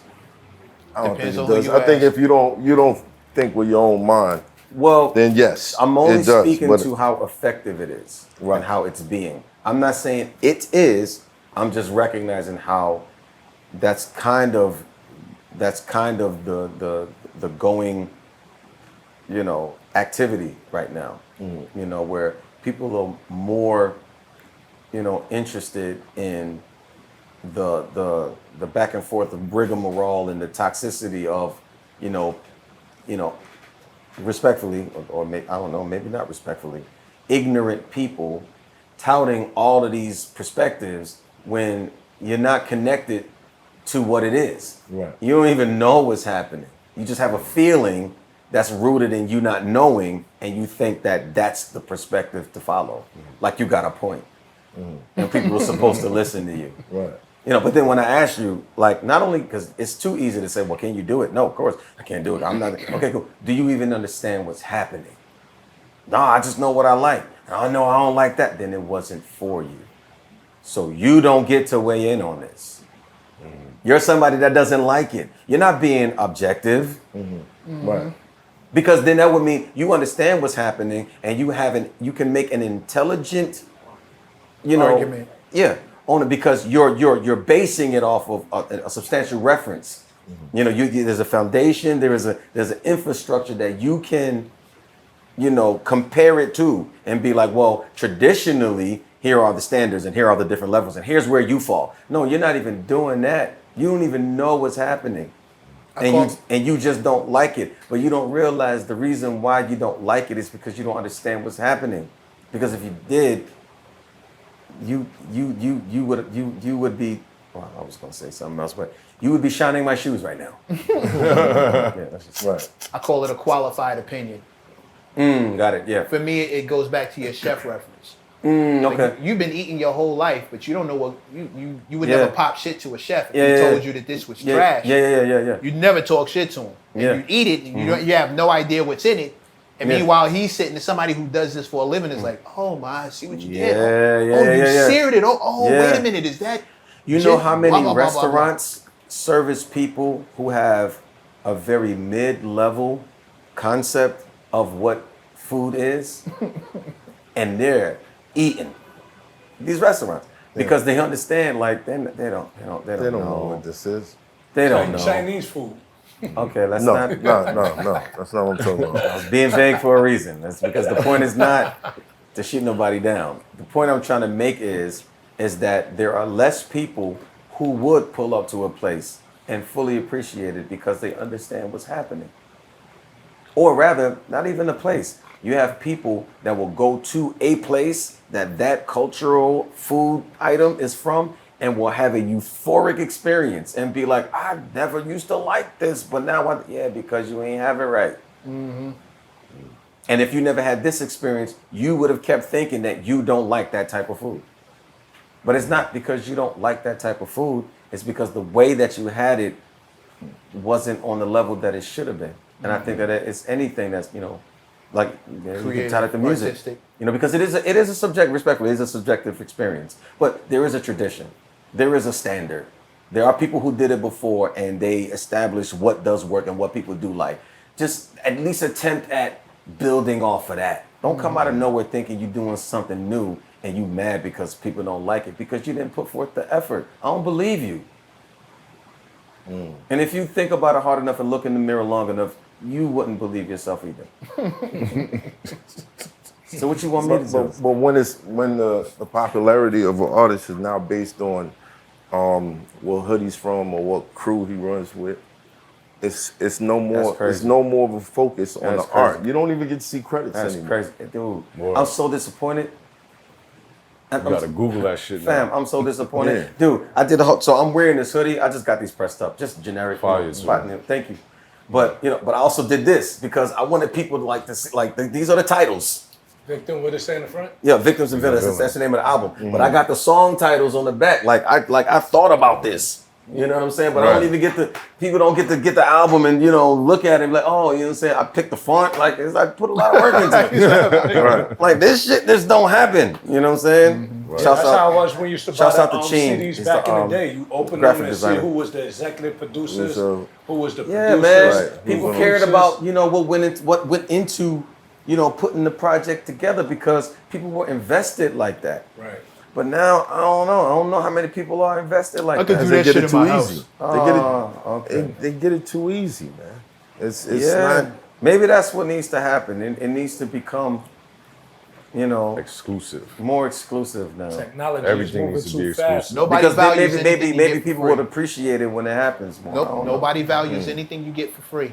If it's Right. you don't value it. If it's too much access to it. but then how much can you get away with, forcing exclusivity? Because what's stopping people from being like, oh, it's cool, I'll just go somewhere else. Nothing. And those people with low standards like that will always find another fast food restaurant to go to when this place doesn't let you in. But then it gets weird when you're complaining about the state of things. How so? No, when those people start complaining about the state of things, like I mentioned earlier. Well, I mean, but again, but how can you complain when you're part of the problem? misery loves company. That is, I forgot about that. Misery You're loves telling us company. about this album. If you love I'm sorry. What? No. if you love an artist or you appreciate his work, you understand the care that goes into the crafting of this art. Post it, support it, Please. spread the word, tell people why you like it. There's a shortage of fans nowadays, and it's not cool. Not it's not at all. cool. And if you're listening to a rapper because of his lifestyle and not because of the actual craft, you're not listening to a rapper. You're not listening to an MC. You're not listening to an artist. You're listening to shock value. The personality. An avatar. Yeah, let's get back to the real shit. Right. Victims and villains. Yeah, man. Victims and villains. Which one are you, right? Yeah, I'm definitely a villain. Okay. You can't say that, bro. At least you're not supposed to say that. I'm just saying. I You accept my role. You made, but here's the thing. According to who? Right? Because To the victims. okay, all right. You're not. can't even cape for it. Right. You're not gonna learn. Like, no, it's me. He's trying to get Like, you out the paint. Fun, yeah, spoiler alert, it's me. Nah, the reason why, which I really should have put question mark, but it just looks better when you don't. It's intended to be a conversation piece because you find a lot of people, who will swear up and down they're the victim, and very much so. And don't get me wrong, I'm not victim shaming because there are real situations where people are actual victims. Right. So I'm not speaking to that. I'm speaking to people who may not be aware that yes, even though you may be a victim, but you're only the victim because you are also the villain. You can victimize yourself, which inherently makes you the villain to yourself because you keep allowing or putting yourself or activating, instigating certain situations that you could just make a different decision and utilize your better options to get a better result or a different outcome. Right. But then that will require accountability. And, people are kind of allergic to that. I love accountability. Okay, cool. I love accountability. Yeah. Don't y'all love accountability? Yeah. Everybody in this room, we love accountability. Take accountability, motherfucker. But it was really from the perspective of, you don't always know if you don't know, because there's many sides to situations. And if you're only focusing on one part and you don't have any other parts, how can you adequately judge that situation? Right. So you might be supportive and sympathetic to a person that may present as a victim. What they really What role did they play in that, though? You know what I'm saying? Now, if there are evidence and receipts and you can actually say, okay, cool, no, I get it. I see it and I see how got you. And vice versa, somebody might be the villain and you can rally enough people to, pitchfork and, behind it until you get the facts and you're like, oh no. My bad. that was wrong. Yeah. Right. But again, that will require a lot of accountability. And people don't like to admit when they made a left turn. Yeah. So some stuff Very you just true. gotta take it on the chin. So the course. album, okay. Come on. The album. It is a boxing term. So the album, it intends to touch on multiple scenarios and just to put you in a perspective of, if this was you, how do you think you would fare? How do you think, where do you think you would fall, according to your timeline in similar situations? What role do you play? How did you respond? Are you the victim or are you the villain? There's another element that's, kind of personal, but we don't have to get into that. But everything comes from a real place. And I like to always take the very real situation, but present it in a way that's more, user-friendly and applicable to any situation because we all go through it. And I don't like making things about me. I like to always extract the game from it and present it in a useful way. Do you have a website for the clothing line? What clothing line? For your merch. For the merch. The merch for the like I album. said, I literally just found a place in Cali and they did, disrespectful. customs and I was like, cool, I'll do it. He's like, I can have it done in 30 minutes. Okay, cool. Thank you. But I did it specifically for this because I wanted to rep the album. Now I feel bad about saying it was disrespectful. It's okay. That's why you gotta wait. Can we hear one Gotta of wait the for the tracks? rest. Huh? Can we hear one of the tracks? Yeah, we can play it. Yeah. Yeah. So that's Oh, okay. Yeah. Oh, We can do that, I thought. Yeah. Exclusive. Just gotta get clear. It's not an Sony. exclusive. The album came out The already. Sony Bluetooth. Oh, I don't even know which one to play. You just got me excited. Whoa. Yeah, pick one of them. Let's get it. Your Bluetooth is still, your phone connected to this. You should be able to connect both. You still, all right, Oh, it's so try Bluetooth. it. Oh, okay. Yeah. What's it called? Sony, right. No, hold on. No, This that's is the a TV. LG That's the TV. WebOS Let me TV. see up. It gotta populate. I'll turn it off and turn it back on and see if it comes up. SRS XP700. So, I mean, the album goes in so many different directions. I have a song that addresses you know, essentially the concept of mental health. I literally lead the album with it, you know. It's called Will I Touch the Sky? And I just kind of like did like a wrap up of all of my internal experiences with challenges that I've been dealing with, you know, as an artist, as a person, as a man, you know, and kind of like try to express that emotionally through the song. I got. Oh, by the way, to your question, I do have merch that's coming, but you know, getting it shipped from out of town. Whenever somebody can pull it off, you know what I mean? So, yeah. As soon as it gets in town. You said SRS? Yeah, that's okay, right cool. there, I got a song called We Were Just Binging.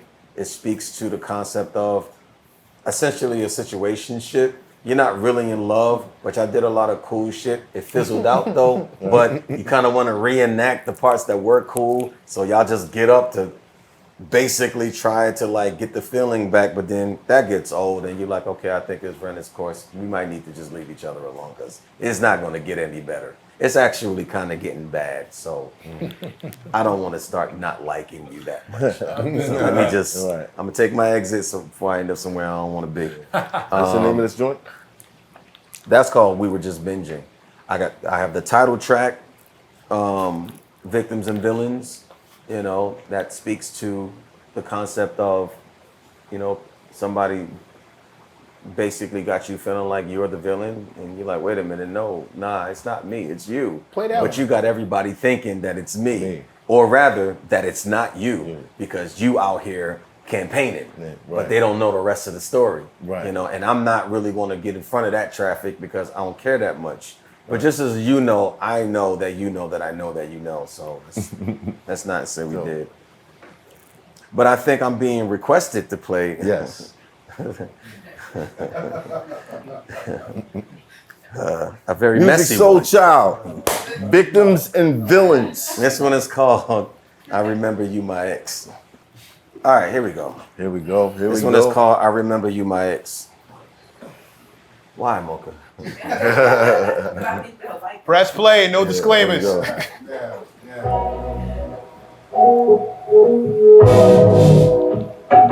fine. It's fine. It's fine.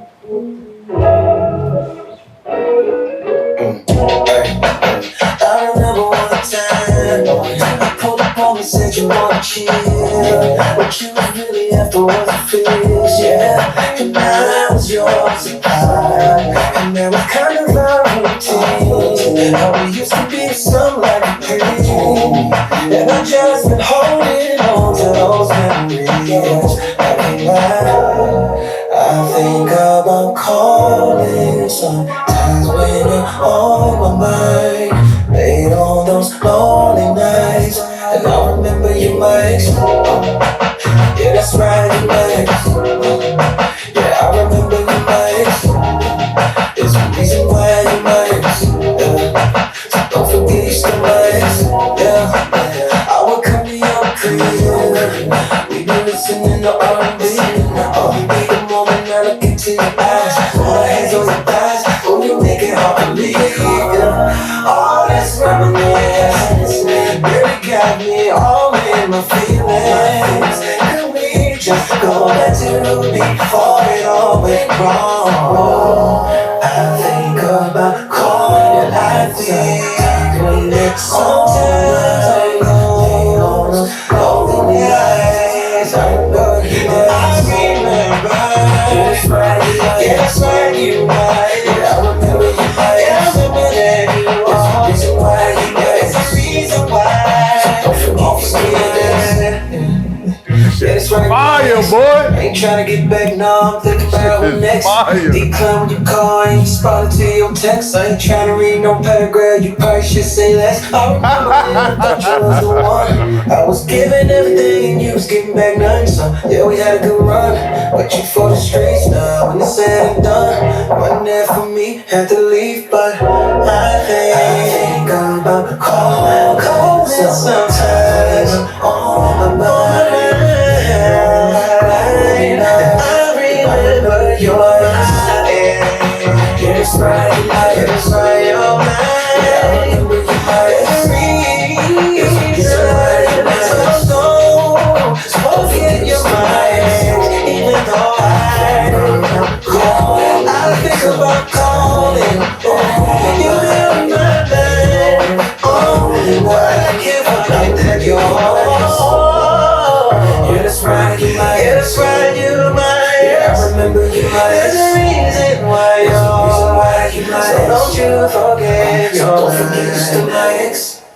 I think everybody in this room can relate to that. I think everybody in the room can relate to that. Thank Facts. you. Musiq Soulchild, victims and villains. Go pick it up. Baby, tell me what you wanna do. It's hot for trapper turn smack rapper. Only smack rapper that you know is smack rappers. Got bars I can hang with the backpackers. Trap star, I don't hang with the backpackers. I'm in the hood with the work you heard. Making fiends leave earth you heard. Got your baby mama thirst you heard. Feel the flow, nigga, throw it in reverse. This the wave you need to surf you heard.